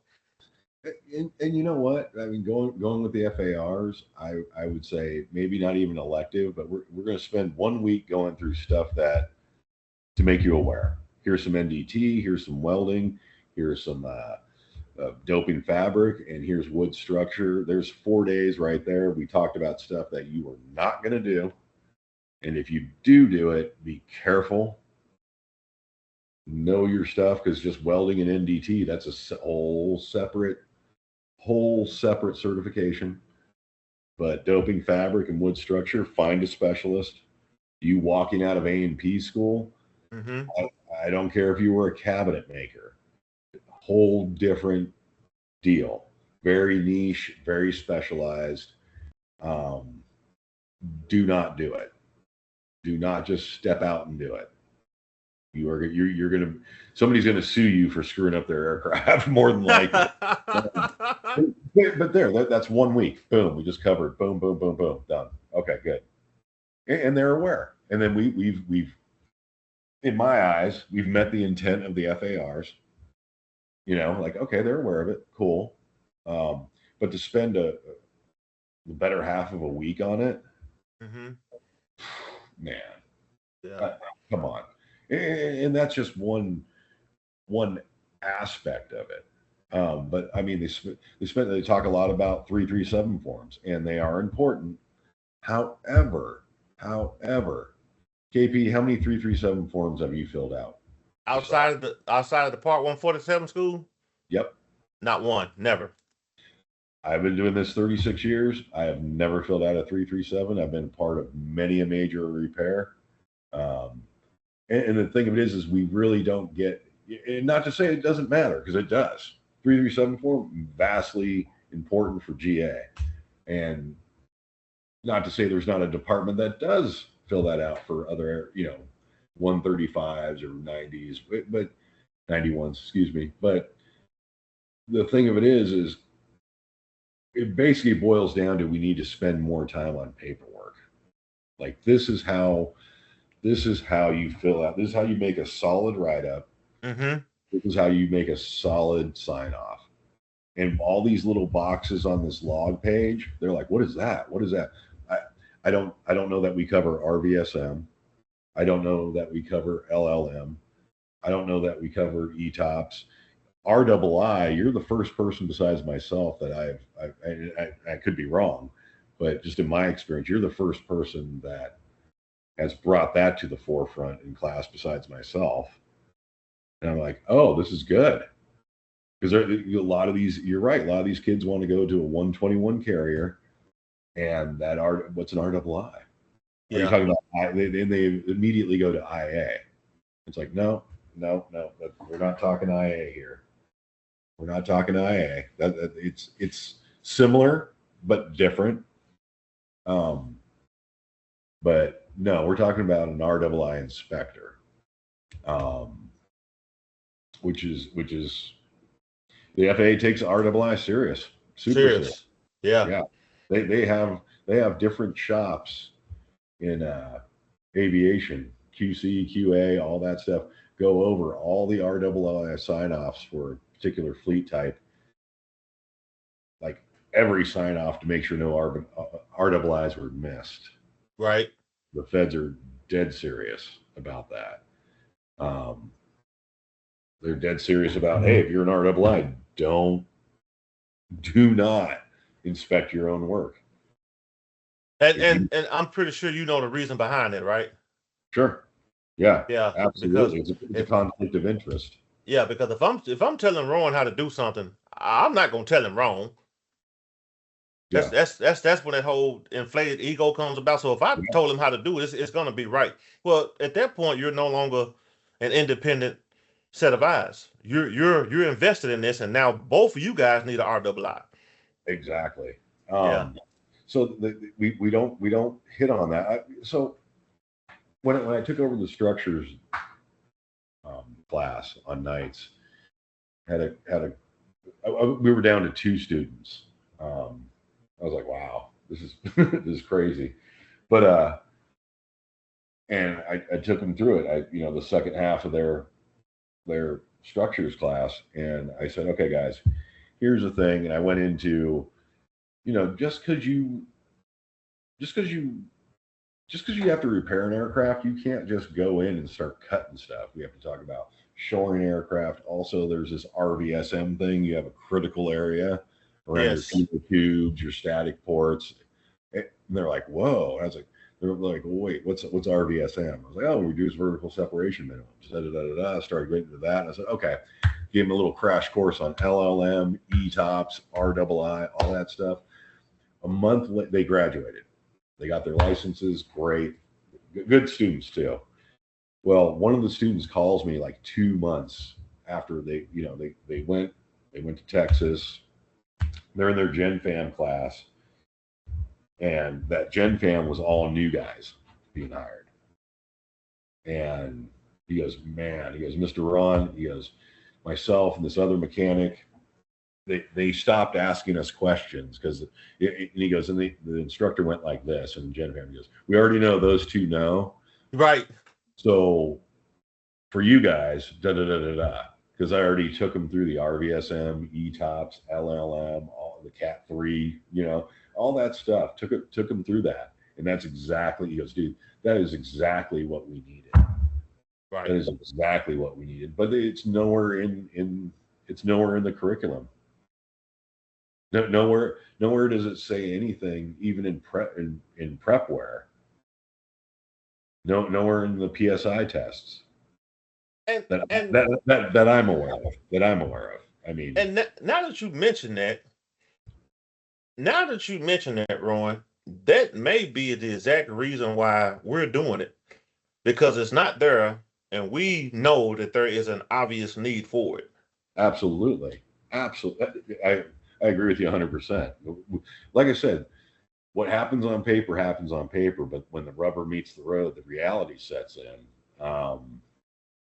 It's like, okay, okay, this is reality we're dealing with. And so, I see a lot of stuff on the 147 end where we are knee deep in theory, and I think it should be about 50-50 theory and get on the aircraft, do that stuff. Hmm. Because I've had a lot of students go, man, this didn't make any real sense. I thought I had a good grip on it, and then once we went out to the engine and started doing this and that and that, then it clicked. Got it. Got it.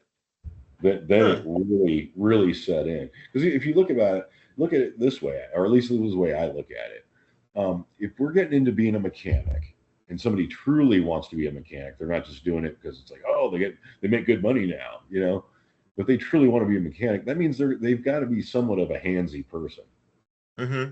Most handsy people, the way they learn is like, man, you could tell me it all day, but if you show me and let me do it, it'll stick forever. Okay. Um, and I'm seeing a lot of that, and I've had a lot of students go, man, that seeing that on the plane and doing this, that made it stick. And it's like, ooh, okay, that's because I always ask students. I was just like, hey, I'm not on the receiving end of me. Is there, I'm open to constructive criticism. Let me not let my ego get in the way of doing what we set out to do. Mm-hmm. And that was one of the things like, oh man, the hands-on stuff is great. It's like, oh, okay. And that goes back to dealing with engineers where they're like, well, you can just do this, that, and that. I'm like, let me show you where that part is in the plane. Right. And they're like, well, oh, I was like, I could either touch it or I could see it. I can't do both at the same time. And what did you want me to do with that? you know? And then they go, okay, I see what you're saying. It's like, yeah, you're going to have to rewrite some stuff because we're going to have to comply with that a different way on engineering authorizations. So, yeah, I think unfortunately with training overall, there's a disconnect between the paper and the written word and what's really happening. Uh-huh. And I truly believe that. And then you have the flip side, which is, hey, X in the box, get them going. Cool, we've done our part. We've met the requirement. Was anything learned? We don't care. We've met the requirement. Wow. That's the way it seems. Yeah. And then, and that Wow. and then and that goes back to the demoralization of like, hey, instead of getting you good training there, um, yeah, we're going to do bare minimums on the training and hold you accountable if things go wrong. Now that is interesting, and that itself could be. Yeah, I agree with you. That's a problem. Yeah, and Yeah. I see it all the time. I'm just like, ugh, like okay, that I get it. We're saving some money, we're pinching some pennies, but once again, the tangible return, the tangible ROI is not going to be readily available when you spend the money on good training until you maybe years down the road. And Right. and anybody that's super hyper focused on pinching every penny is never going to see it. They're focused on something else. They're not seeing the value in having highly qualified, trained up mechanics. And I can almost guarantee you these people don't fly very often. Ah, it may not occur to them how much goes into it. I mean, I was on a Mm-hmm. years ago. I was on a flight from man. I'm really gonna give away my age now. I was on a flight from L.A. to Hawaii. I was on an L-1011, and we're on short and final. I'm across the aisle from me. I'm talking to this lady, and we're sitting above the gear, the main gear, and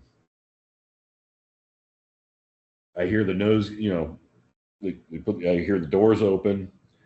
You hear the nose gear come down. Right hand main gear comes down.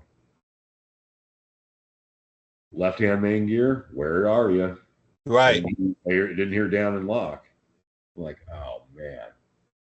So you know, so I know what's going on. I'm talking to this lady of like, okay, we'll keep it pretty stoic because you can't panic people.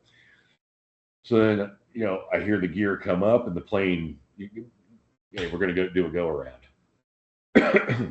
So we come back around, and then the gear finally dink dink dink 1 2 3. Okay, all the gear down. Great. You know, and so yeah, I was aware of what was going on. I didn't alert the lady of what was going on because it's like, no, I'm not going to cause a panic. But did she really know? No. Right. And I think that most of the flying public has no clue, has very little. I mean, Uh, they see speed tape on a wing, and you're like, oh my gosh, this is it's like that speed tape's fine. That's not even the biggest. There's bigger stuff to worry about if you're gonna. yeah. Don't worry about that today. Yeah, that's not that's a Tuesday, you know. So yeah, I mean, unless they see some fire or something rip off the plane, Right. do they really know? And I think the people that are calling the shots are kind of in the same boat. They're really not thinking about it, Yeah. and nobody set them down and went, "Do you realize what you're doing?" Right. You know.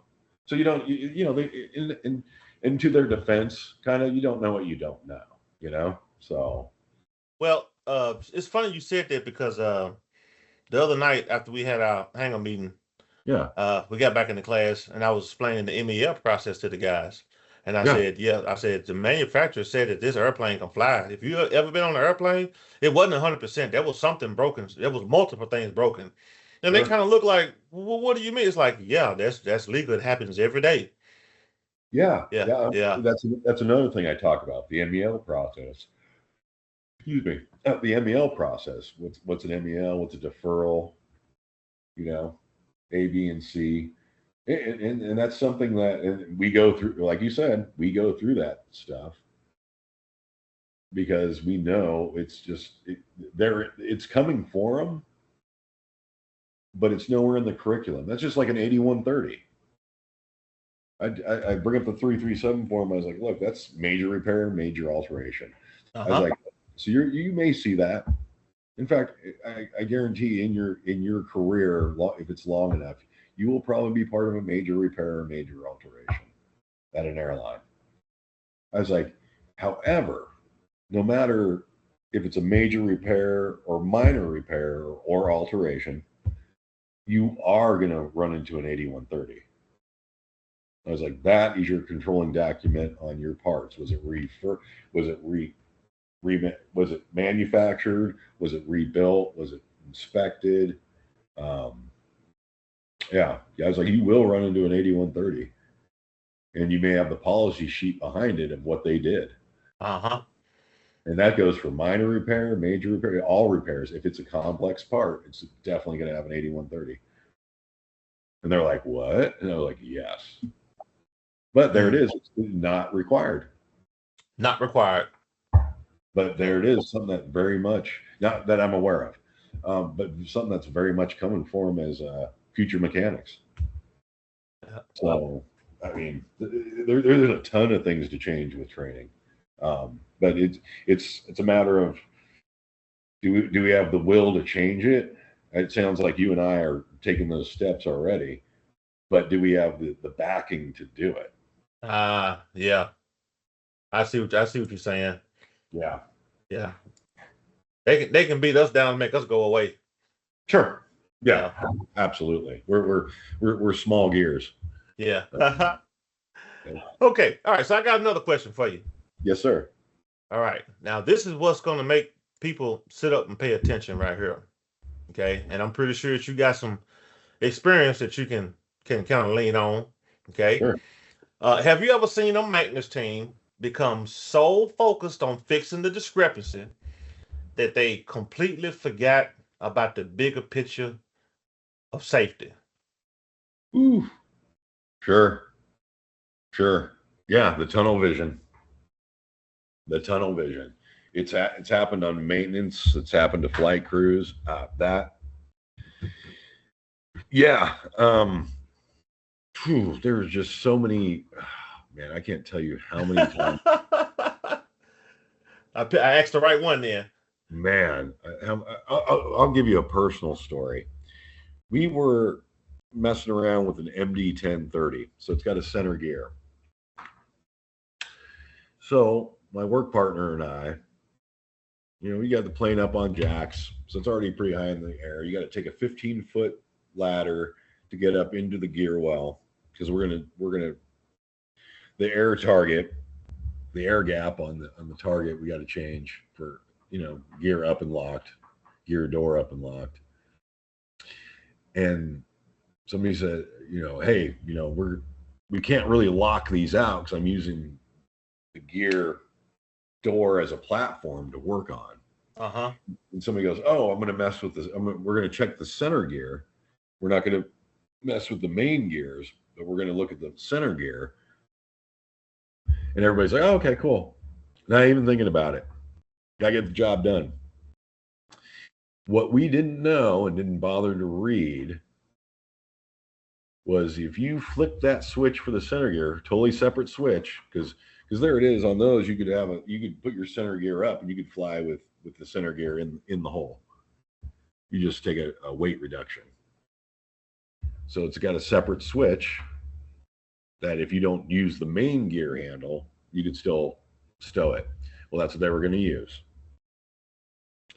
Well, when he flicked that switch, what we didn't know is all the main gear doors open too. And you had somebody standing on one? I was standing on it. My work partner was on the ladder. Now, mind you, we had to take a 15-foot ladder to get up there. So when that thing opened, the edge of the door ran down my buddy's leg and popped him down the ladder. He kind of went, doop, doop, doop, doop, doop, just bounced his butt down the ladder. I myself, you ever see those cartoons where they hang in air and they kind of like, that's what it felt like, man. Because at 3,000 psi, when that door came open, it came open now. It came open, yeah. And I, I cracked my elbow. I got lucky. All I did was crack that little weird bone on your elbow that kind of pops out. Like if you kind of chicken wing your arm and you look down at your elbow, that little bone right there, I cracked that. Oh wow! So you actually got hurt. You got hurt behind that. Yeah. So yeah, and so so we go to the med, all that. I come back with a cast on my arm. My buddy he goes, dude, I got to show you something. I was like, what's that? He goes, just using coveralls. He's pulling down his coveralls. I'm like, whoa, what? He goes, check this out, man. He had a bruise from his ankle to his ass.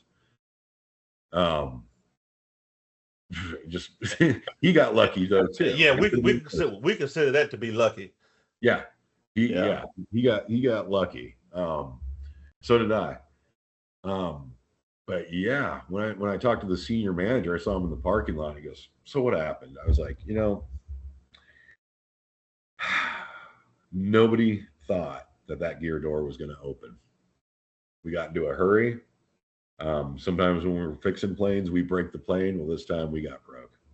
Right. But nobody was being malicious. Nobody was trying to be careless. We were just dead set on, well, we're not using the main gear handle. Why would the main gear doors open? And we just made a human error mistake. Mm-hmm. He goes, okay. Like, yeah, it just happens. Just unfortunately. But there it is. The tunnel vision was there. We want to get this done. We're going to didn't take the time to go, hey, let's make sure that these aren't going to open. Right. And something else that kind of goes along with that, because very rarely do you have a maintenance job where everything is just going your way. You don't run into any. So when you build up a little momentum, you kind of want to keep it going. Yeah. And in the process of doing that, to keep that momentum up, you may inadvertently, unintentionally, but you may start sidestepping those safety items. So yes, and so going back to a previous question, what's a great maintainer versus a good maintainer? At that time, I was a good maintainer. I was on my way to being a great maintainer because of things I was learning. In that situation, a great maintainer as a team, you would have had one person going, okay, this is what we need to do. This, double check on those doors, and go. Double check it. Yep. Nope. Don't go up there, or don't flick that switch till they're done. Communication, and that's that. It may, because I hear what you're saying about the momentum. Yeah, you get on a job and things start rolling, and then lunchtime comes, and you come back, and it doesn't have the same feel. You don't have the same. Exactly. Yeah. So another difference between a good and a great maintainer is it falls under that communication thing. Is have we read do we have all the information we need to avoid breaking our momentum, if you will? Just pre-planning like that little simple step of pre-planning, one little thing, and we could have kept rolling. You're 3 seconds away from being a hero to a zero. Yeah, so, that's it. Yeah. And no matter how many good things you do, all you have to do is screw up one time. Yeah. You're only as good as your last hit. That's it. That's it, man. Oh, yeah. All right. That's good. Okay, so I got another one for you. And I think this was important too. Okay. So if you could sit down with every new RII for 5 minutes, maybe 10 minutes, what would you tell them? It's kind of funny that you asked that, because the new inspectors, I sit down with them. Almost every single one of them, I'll sit down and have a little conversation with them before or after they get hired as an inspector. So they're either a prospect or they're an inspector. And I do have a chat with them. And I say something along these lines. I was like, look, he goes, it goes like this. It goes, two of the hardest things you'll do as an inspector is A, not finding stuff. Anybody that's been working aircraft long enough can down, and you, Kenny, you and I can go out to the ramp right now, down every aircraft, regardless of airline, every aircraft on that field, if we really wanted to. If we really wanted to. Yeah, if you wanted to nitpick the hell out of it and really, watch me exercise my license, just really flex on, you could. You've been working on aircraft long enough, you know what to look for, especially if you know the airframe. If you know the air, hey man, I've been working MD-11s for 30 years. Oh yeah, game over. So it's like the real finesse in being an inspector is, what is the scope you're looking at?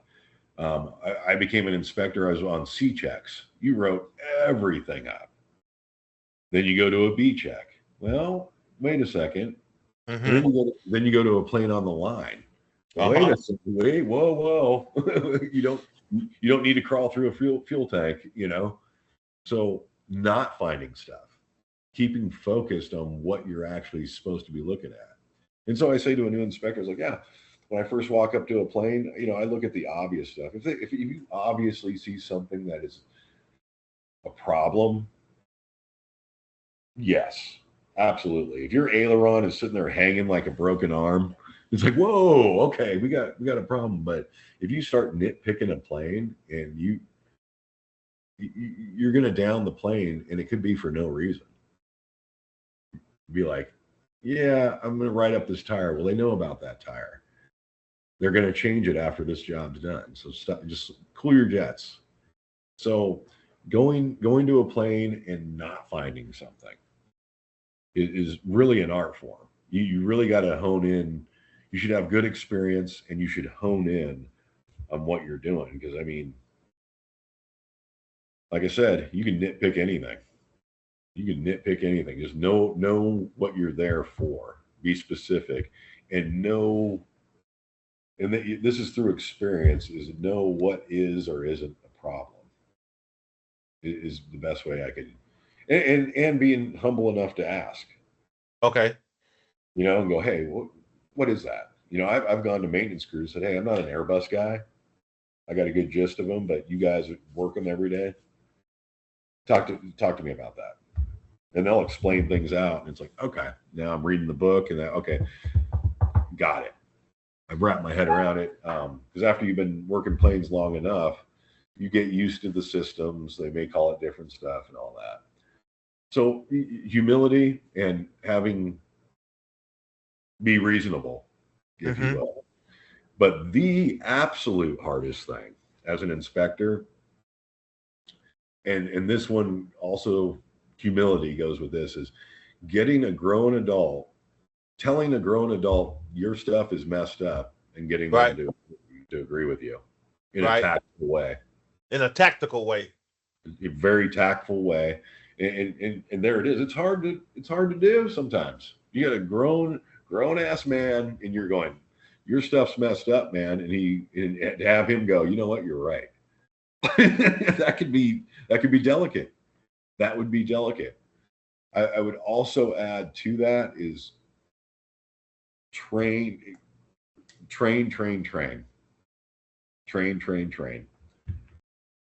Get just any class they offer you, take it. Absolutely. The more you know, the better. I agree. Yeah. Don't be afraid to ask for help either. That's another big one. You see some inspectors and get kind of heady, like, oh, I'm an inspector, I have authority, and it's like, well, easy. Look, let's not oversell it. We're just a second set of eyes. We've been doing this long enough that somebody thinks that we're good enough to be the next level of, hey, make sure they're doing it right. Let's not oversell it. Well, okay. So now when we first started this, yeah, you said that one of the contributing factors for a person having an arrogance or an air about themselves Sure. Was the fact that maybe in the past they had previously got burned. It could So be. so Yeah. if I think if I'm hearing you correctly, I'm thinking I'm hearing you say it's a very very thin line that you have Yeah. to walk. Absolutely. Okay. Okay. Absolutely. That's a good way of putting it. Very thin line. Um, so you get some inspectors that have been burned before and they're pissed about it, and I don't blame them. That's fair enough. However, you can't take it out on everybody. Um, that's rule to me. That's rule number one. Is like, okay, well, not every job's the same. Not every person's the same. We have a running joke in the inspection department of, don't worry, we're going to put your name in the book. It's a Yeah. fictitious book of, but there are some mechanics that you have to absolutely watch. Um, they'll try to talk you into terrible things and think they're right. Uh-huh. And we also have another saying in inspection. As an inspector, it's like, when you argue with an inspector, sometimes it's like rolling around with a pig in mud. After a while, you realize the pig enjoys it. He enjoys it. Oh man, I love it. Okay. Well, this has been such a good time. I hate to even ask you the last question because that means we're gonna have yeah, to get off here soon. But I got one last question. yeah, man. Okay. Um, have you ever had a moment in your career where you suddenly realized that the inspection process was not necessarily about the paperwork, but it was about protecting people? Oh, absolutely, absolutely. So when I when I when I first became an inspector, I thought I was towing some kind of line or something like that. For a 121 carrier, I had a collateral duty inspector um, tag for the military, but so I was like a working inspector, if you will. But on the safety of flight stuff, I had somebody going behind me. I was just looking at little things. But when I became a 121 inspector, QC, quality control, I thought I was towing some hard line. I was an absolute monster for about my first year as an inspector, maybe 8 months. Um, to the point, leads and myself were in my boss's office yelling at each other and all this stuff. By the time, I was just like, man, there's got to be a better way. What am I doing? I don't need to get into all these arguments. Older inspector, I was on a job with him, and he goes, "Hey, man, you don't have to. Not everything's a battle." I went, you know what? He's right. I started thinking about it, and I really had to set my ego aside on things. Am I? And this is what I mean by don't over. Referring to the last question, don't oversell it. Is don't oversell it because it is important and it is somewhat of an authority. However, don't oversell it to yourself. Keep your ego in check. Because at the end of the day, the person you're looking at their job might easily be doing your job. The roles could easily be reversed. Uh-huh. Um, Yeah. I mean, there's been many a time that I've had to buy Keith Petrangelo. He's long retired, but that guy, man, he was old enough to be my dad. And he's selling me a job on a DC-10, and he's been working on those since before I was alive. What am I going to tell Keith? You know, you really got to check your ego. And once I did that, once I got it out of my mind that I'm like, oh, I'm towing this line, I've got a cape on or whatever crazy thing I had in my head. I was a young guy, and then I started really looking at what was going on. I'm like, at the end of the day, these companies aren't going to like, don't worry about it, we got you. No, if you screw something up, you're on your own. You are on your own. And as an inspector, that'd be really dirty of me to be like, hey, I can prevent this. and not. Even if Ah, I'm not even involved in a job. okay. If it's something that I'm not even involved in and a mechanic comes up to me and goes, hey, what do you think of it? I'm having some issue with this paperwork, da da da da da da da. I will take the time to go, okay, let me take a look at this. It's coming to me for advice. Um, and it truly is. Yes, you're doing a job for the company to keep them from getting fined and all that stuff. That is true. Um, yes, you are going over the paperwork, making sure all the lowercase J's are dotted and the T's are crossed. Everything checks out. But at the end of the day, you're protecting your fellow mechanic and yourself, and sometimes your fellow inspector. Uh-huh. It really is about taking care of each other. And as soon as you can convey that to the mechanic you're working with, the sooner they stop looking at you as an adversary. Okay. I mean, the first couple times you deal with them, they may kind of look at you like, "Oh man, here's this guy. He's gonna." But once you get it through their head where you're coming from, it's like, look, man, I don't. Like I said, I don't want to.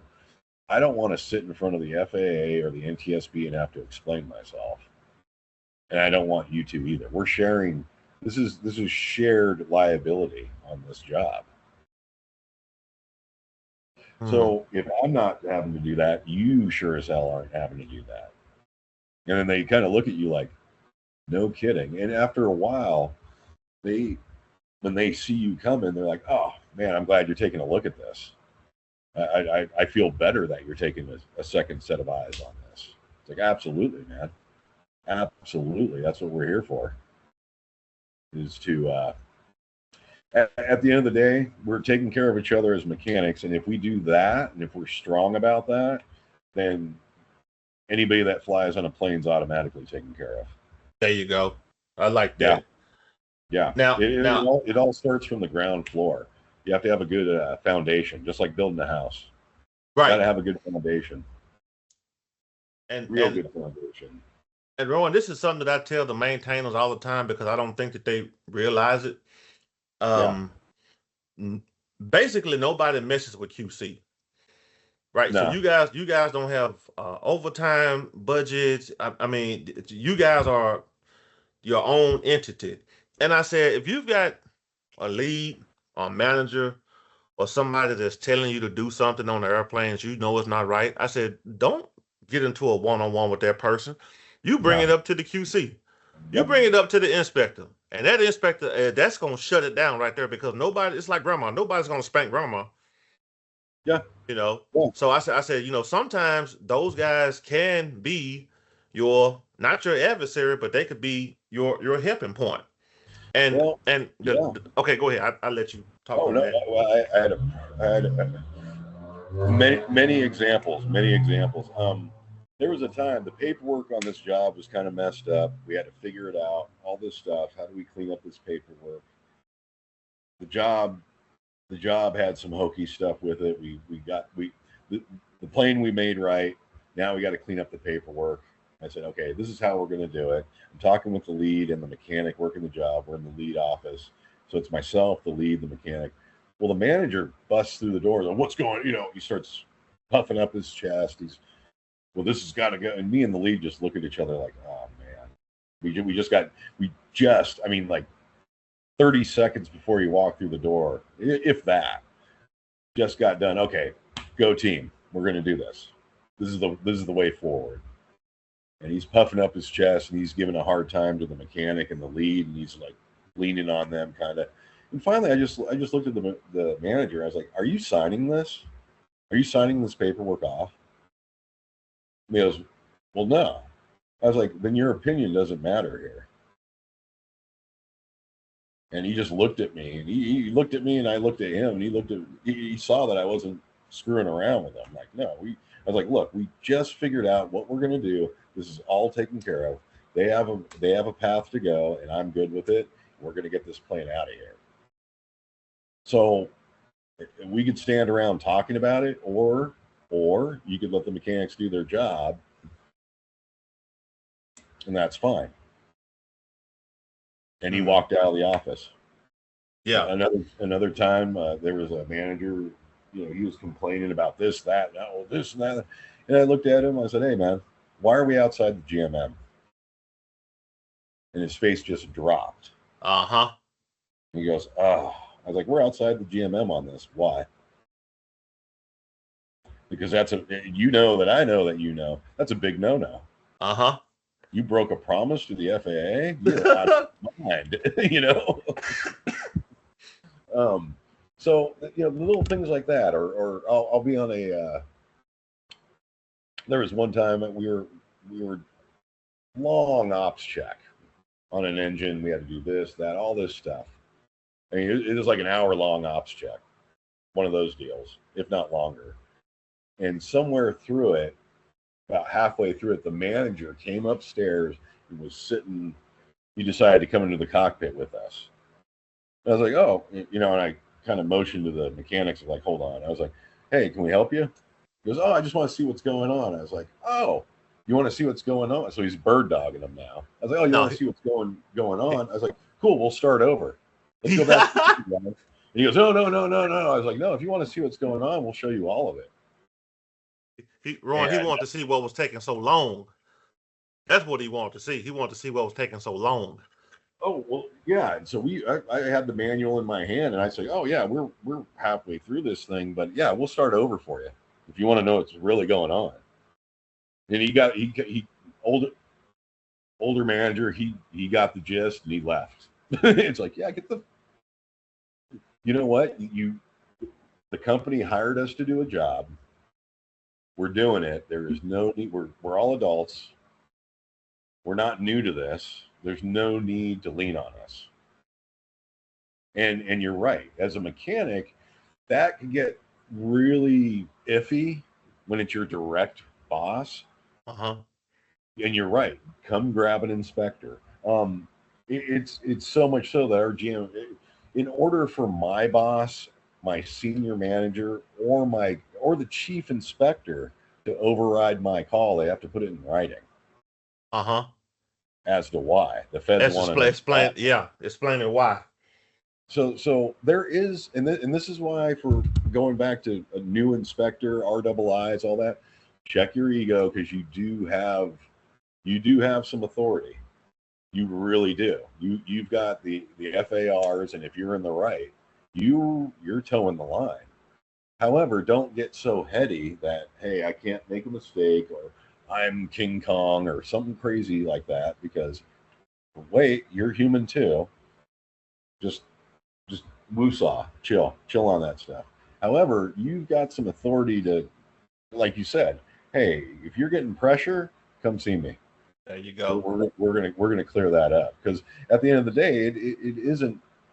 Yes, it is about the paperwork. Yes, it is about the plane. However, more importantly, it's about your fellow mechanic. Because if I'm taking care of my fellow mechanic, because that's yes, I'm an inspector, but I'm a mechanic. That's where I started. I have an A&P. Um, if we take care of each other, then the paperwork and the aircraft are going to follow.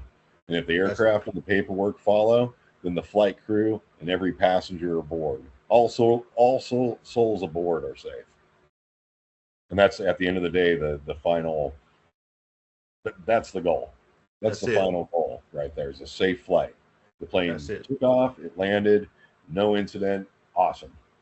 That's the Hmm. best you could hope for. I agree. And like we've been saying the whole time, be humble, be hungry. Absolutely, be motivated, but be humble, There because you go. this field will humble you if you don't watch your step. Mm. And Sure. and and Ro, I got this the last comment, and Yeah. I guess we'll wrap this up. Cool. A lot of people don't believe this, but I just want you to speak to this. So when it comes time for advancement, or just say, hey, you got a manager who's going to go out there and maybe pick two or three guys for engine run, or whatever the case may be, lead spot, whatever the case may be. People don't believe when I tell them that the first accrediting witness is usually somebody in QC versus your direct foreman or your direct lead. because that QC person has been inspecting your work. That QC person has been uh, interacting with you. They know whether you're, you know, a straight shooter or somebody that's full of BS. Yeah. They don't believe me when I tell them that. Oh, you know what? That's okay. So they should. I'll leave you with this. We're getting a little long winded, but I'll leave you with this.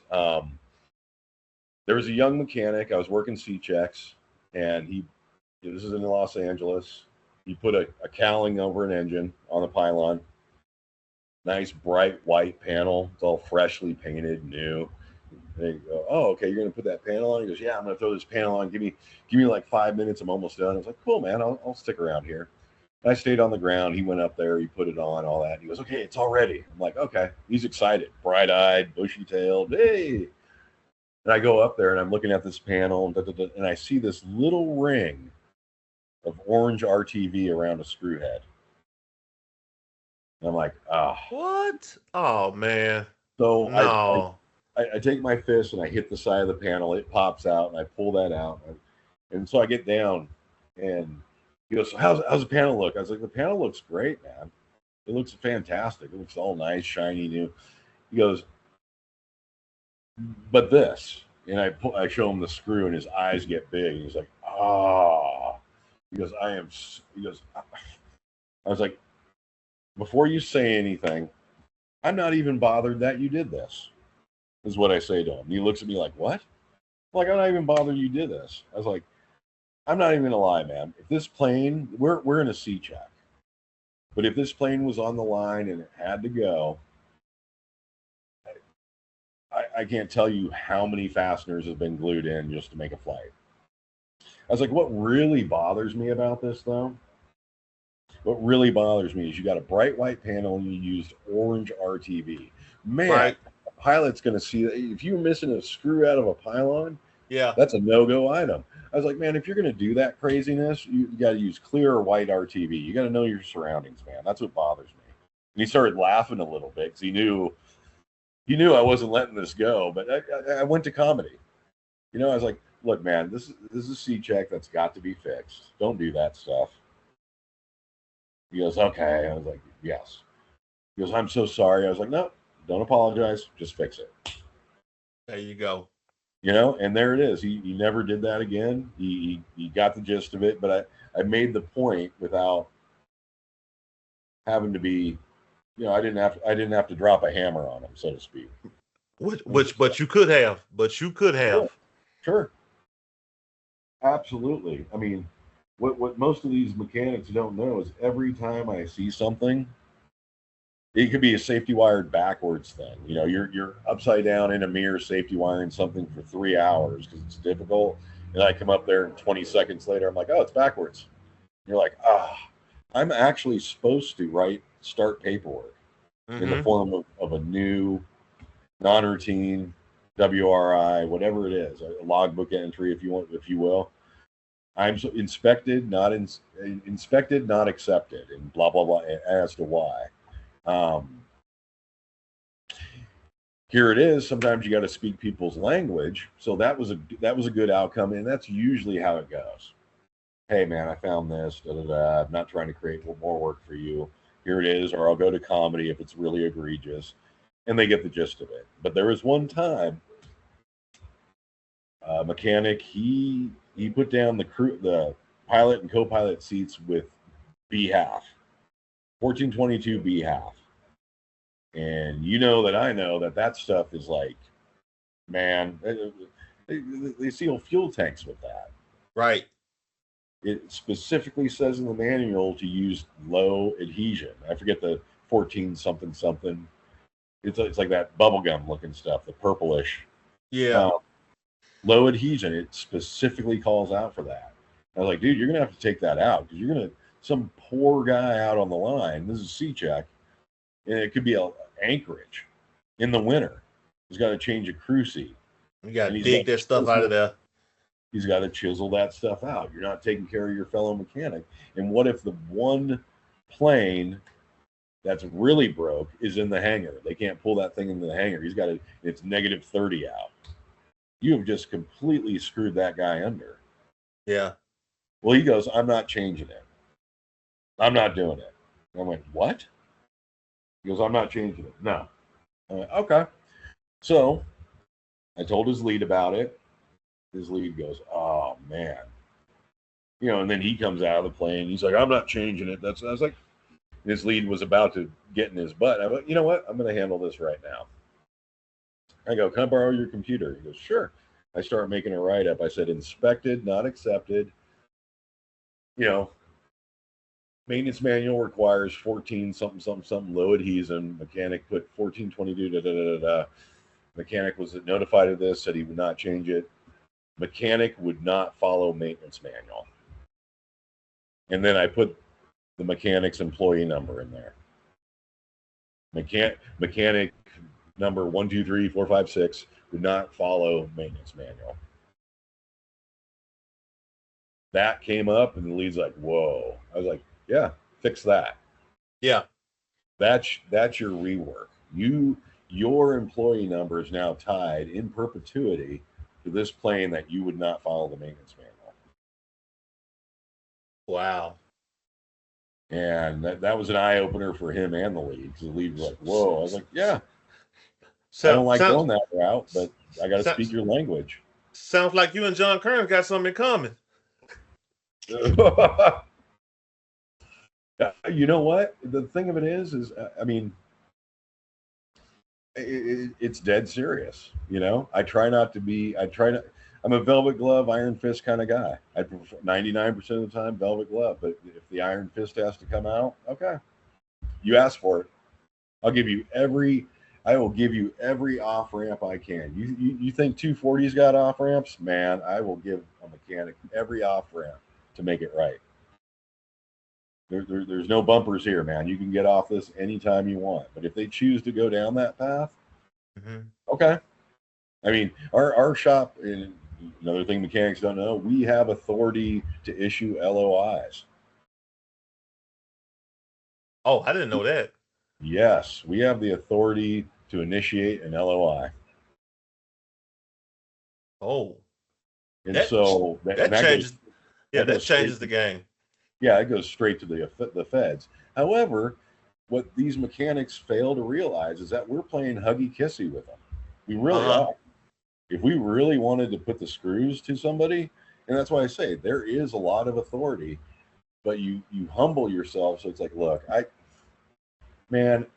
be a terrible cop because I would let you off with warnings instead of writing you up for 80 on a 55. Yeah. It's like, I'm going to give you every opportunity to off-ramp this. And when I left LA, we had initiated 33 LOIs. Los Angeles was in a C-check environment, and with their mentality, Los Angeles was a war zone. I came out here to Memphis, and more cohesion between mechanics and inspectors, better relationship. But yeah, there's a lot. It can get lofty. It can get heavy. And I try not to go there. Because it's just like, we're mechanics. We fix things. Getting you in trouble doesn't fix it. I prefer the threat of that as opposed to actually doing it. Okay. It keeps honest people honest, so to speak. Okay. And so far, the threat of it is that, man, that's in my experience with it, it's been 100%. Been 100%. But some guys, I've heard stories. Some of my colleagues have had to, per management. They told management, "Hey, this is what they did." Da, da, da, da. He goes, initiate an LOI immediately. Wow. And people don't understand. That's permanent. Even if you get found innocent, that is part of your permanent file. It does not come out. Yeah. So, like I said, I get a little long-winded, but it's kind of important for what we're discussing. So the incident, the last one when I left LA, a mechanic doing a sheet metal repair. He made a snowman out of a hole on an edge fastener. And the inspector caught it, said, nope, you can't do that. You need an engineering authorization. You made us, you double hold, and you're putting a high lock through there. Well, he goes, get an EA. Well, instead of doing that, what they did is they tried to fill that hole with a rivet, shave it down, paint over it, and then called the office for a different inspector shopping. Well, what another thing mechanics don't know, when we answer the phone, we usually answer it on speakerphone. So every inspector can hear it because, hey, you, Kenny, may have, knowledge about that job, and I'm just fresh to it. I hang up with them. You're like, hey, here's something you need to know about that job. It's like, got it. Well, that's what happened. So the new inspector and the inspector that told him to get an EA went out there and then took pictures and all that stuff. Went to their manager. Manager said, initiate an LOI. He goes, Wow. He goes, that's intent right there. Initiate the LOI. And that's an integrity issue. Big time. Big time. Big time. It's crazy. It's crazy what people will do when it's just like, look, man, just, you know what? Shit happens. If you're honest about your mistakes, they could be fixed. The only time I've seen people get fired for damaging an aircraft is when they lied about it. And not necessarily just lie about it, Ron, but when they don't come forward about it. Oh, absolutely. Yeah. I mean, that's as bad as that's even worse than lying about it. At least lying about it, we know it's broke. We could fix it. Yeah. But it's crazy. It's crazy. I've got one more story before I wrap us up here. Yes, sir. Going back to my Falcon Jet days. I'm not gonna call his name. I have a tremendous amount of respect for him, but even though he's passed on, I'm not gonna. Right. But this guy was sheet metal guy, and he was getting in a hurry.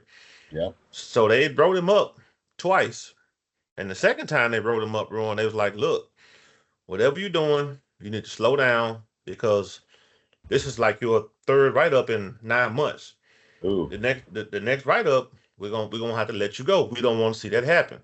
Yeah. So if you don't, we won't assign you any jobs where you feel pressured by time. Just slow down, think about what you're doing." Nice. Yeah. So he's got an aircraft and he has to go up there and put in. He has to shoot four spots because they're going to put an additional avionics rack for the DVD player and all that stuff in the back of the main cabin. Yeah. So this requires going up there and drilling holes in 4 spots on the print through the floorboards and putting your glue in and putting your insertion points in. Yeah. So Ron, I'm the flight mechanic on this aircraft, and I always smell fuel on this airplane. It's like no matter what was going on, I'm always smelling fuel. And after you've been around jet fuel for a little while, it's like, okay, maybe I walk through some or whatever the case may be. So they built they built this airplane. They've got the headliner in, they got the side ledges, they got all the carpet and everything in. And one of the things that Falcon does when they deliver a brand new aircraft, the first tank of fuel is on the company. They'll fill it up, 37,000 pounds. Okay. So the airplane's sitting out there in between the 2 hangars. They've already had the delivery ceremony. And I want you to know that this guy that I'm telling you about, he quit about a week before that airplane was delivered. And it was like out of the blue. He just quit. So when they put all this fuel on this airplane, the customer and his wife got on board and they're about to leave. And the wife tells the husband, "Hey, something's wrong with this plane. I smell fuel. I smell fuel." Ooh. And now, Ron, that they've pressurized this fuel tank to maximum capacity, it's like, yeah, we've got a fuel leak somewhere. but there's no fuel on the ground, and it's like, okay, so what's going on? So they actually sent the customers back to the hotel, paid for them to stay in one of the nicest hotels in Little Rock. They pulled the airplane back in the hangar, and we had to gut that airplane. We had to take all the carpet out, all the seats, the side ledges, headliners. This airplane Yeah. this is a finished airplane. We basically had to gut it. So as they were pulling more and more things out of the airplane, Rowan, the fuel strong was getting stronger and stronger and stronger. Man. They started doing the paperwork. Mm-hmm. It come to find out that this gentleman that I'm telling you about, he read his print backwards. So instead of him drilling those 4 holes in the location on the left side of the airplane, he drilled them on the right side of the airplane, right into the fuel tank. Oof.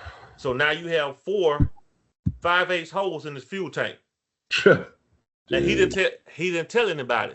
Yeah. And when you looked at the floorboard and looked at it carefully, you could tell that floorboard had been repaired.